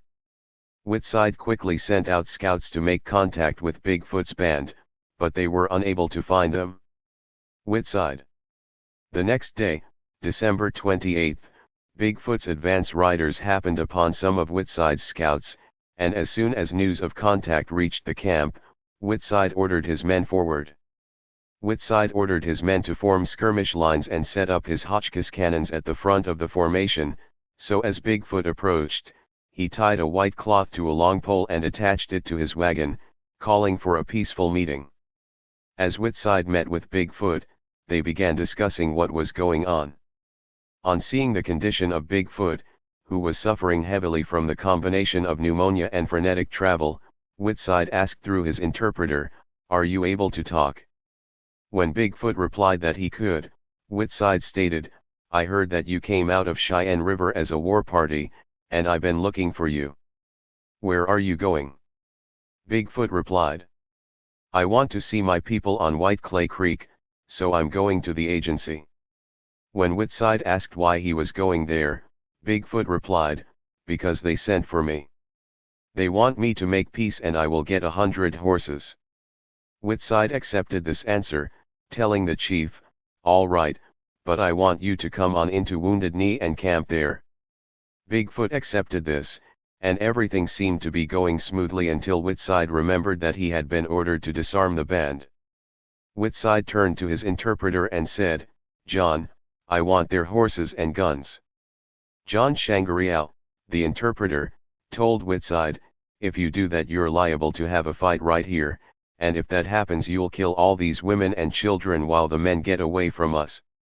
Whitside was unsure of what to do, but in the end he decided that they would take Bigfoot and his band to the camp first and then disarm them there. After making his decision, Whitside quickly sent off a message to General Brooke letting him know that Bigfoot's band had been captured. Whitside also asked that Colonel James W. Forsyth and the rest of the 7th Cavalry be sent to Wounded Knee to help in disarming the Indians. General Brooke agreed to this and quickly sent Forsyth and his men out. Forsyth. Meanwhile, Bigfoot and his band set up camp along a ravine bordering Whitside's camp, and they agreed to have their horses staked out away from the camp. Colonel Forsyth arrived later that night and set up camp on the opposite end from Bigfoot. With the added presence of Forsyth's men, there were now 500 white soldiers and Indian Army scouts surrounding Bigfoot's band of 200 women, children, and elderly, along with about 100 young men of fighting age. The goal, as Whitside and Forsyth saw it, was to put up such a strong show of force that Bigfoot and his warriors would accept being disarmed without putting up resistance. On the morning of December 29, an elder named Horncloud called a meeting among some of the warriors and told them, "I have to tell you truthfully that I do not much like the looks of things here, my sons, and I want to give you some advice. If any of our brothers try to start trouble, do not join in with them. Of course if the white soldiers start shooting, you will do whatever you have to do. In that case, my dear sons, stand together soberly in front of your old folks and little ones, protecting them as long as you can. And if any of you die in this fashion I will be satisfied. But let us not get panicky, whatever happens. If 1 or 2 of our men start trouble, they will be arrested and put in jail, and I do not want any of my sons to get into such a useless mess. So stay calm unless we should be attacked by soldiers. Then you must defend yourselves and all of us." Meanwhile, Forsyth and Whitside were making final preparations for disarming the band, and Forsyth told his subordinates, "Now, gentlemen, getting their guns away from these bucks may be a little touchy, and I want it perfectly understood what our orders are. We are going to disarm these Indians, and we are ordered to prevent the escape of any of them. If they fight, we are to destroy them. Bigfoot's bunch have made fools of us long enough, and I don't intend to let them get away with it here. If there is any firing on their part, I want your men to shoot. Is that clear? Once the soldiers were properly set up to receive and disarm the Native Americans, Forsyth addressed Bigfoot's band. I want to assure you Minneconjous that you and your people are perfectly safe under the protection of your older friends, the soldiers. All of your troubles are coming to an end. We will not let you starve any more, but will feed you well. However, in order to be sure there is no trouble of any kind, I must ask you to turn in your guns to me, and then we will go along to the agency. This announcement was met with anger from many of the warriors, and High Hawk and another headman went to Bigfoot's tent seeking advice on how to proceed. Bigfoot, who was most likely in a state of confusion due to illness, told them, "This is the third time they have tried to take the guns away from us. I'll tell you what, you give them the bad guns and keep the good ones." When Forsyth learned of what Bigfoot had said, he approached the chief himself and told the interpreter, "Tell the chief that I want him to tell the men to surrender their guns." Bigfoot responded to the interpreter that they had surrendered their guns already at the Cheyenne agency. At this point, Forsyth became furious. "You tell Bigfoot he claims his Indians have no guns, yet yesterday at the time of their surrender they were all well armed. He is plainly deceiving me. Tell him he needn't have any fear about giving up the arms, because I wish to treat him with nothing but kindness." When Bigfoot did not respond, Forsyth ordered his men to begin collecting their weapons. At this point, a medicine man named Yellow Bird began dancing and praying. He then scooped up a handful of soil, raised his arms aloft, and let the dirt drift away in the breeze, telling the band, "Warriors, do not be afraid. Let your hearts be strong to meet the test that is now before you. There are soldiers all about us and they have lots of bullets. But I have received assurances that their bullets cannot penetrate us. The prairie is large, and the bullets will go over you into the prairie. Just as you saw my dust drift away, so will the bullets drift away harmlessly." Not surprisingly, when Forsyth's interpreter relayed what Yellow Bird had said, the soldiers began to get nervous. It seemed the situation was quickly spiraling out of control and increasing the likelihood of a violent confrontation. Forsyth ordered his men to continue disarming the Lakota, but when they tried to take the rifle of a warrior named Black Coyote, he became agitated. As two soldiers wrestled with him over the rifle, the gun went off, after which the soldiers immediately began firing into the gathering. Bigfoot and many members of his council were killed in the first volleys, but some warriors who still had possession of their guns began firing back and those without guns charged the soldiers. As the women and children who were still at the camp began running, they too became targets. In addition to the rifle fire coming from the soldiers, the Hotchkiss cannons that had been mounted on the high ground overlooking Bigfoot's camp began to rain bullets down on the crowd, killing and wounding Native Americans and fellow soldiers alike. The hill where the Hotchkiss cannons were positioned. Bigfoot's corpse at Wounded Knee. While the confusion of the first gun going off can be credited with leading to the initial volley, eyewitness accounts made clear that the soldiers became unhinged. Captain Edward S. Godfrey, a member of the 7th Cavalry who had been at Little Bighorn and was at Wounded Knee, later described the fight, "I know the men did not aim deliberately and they were greatly excited. I don't believe they saw their sights. They fired rapidly but it seemed to me only a few seconds till there was not a living thing before us. Warriors, squaws, children, ponies, and dogs, went down before that unaimed fire. Naturally, some of the men, along with the women and children, started attempting to escape the slaughter. As one survivor explained, many Indians broke into the ravine, some ran up the ravine and to favorable positions for defense. However, it was mostly to no avail. As Hugh McGinnis of the 7th Cavalry noted, General Nelson A. Miles, who visited the scene of carnage, following a 3-day blizzard, estimated that around 300 snow-shrouded forms were strewn over the countryside. He also discovered to his horror that helpless children and women with babes in their arms had been chased as far as 2 miles from the original scene of encounter and cut down without mercy by the troopers. Judging by the slaughter on the battlefield, it was suggested that the soldiers simply went berserk.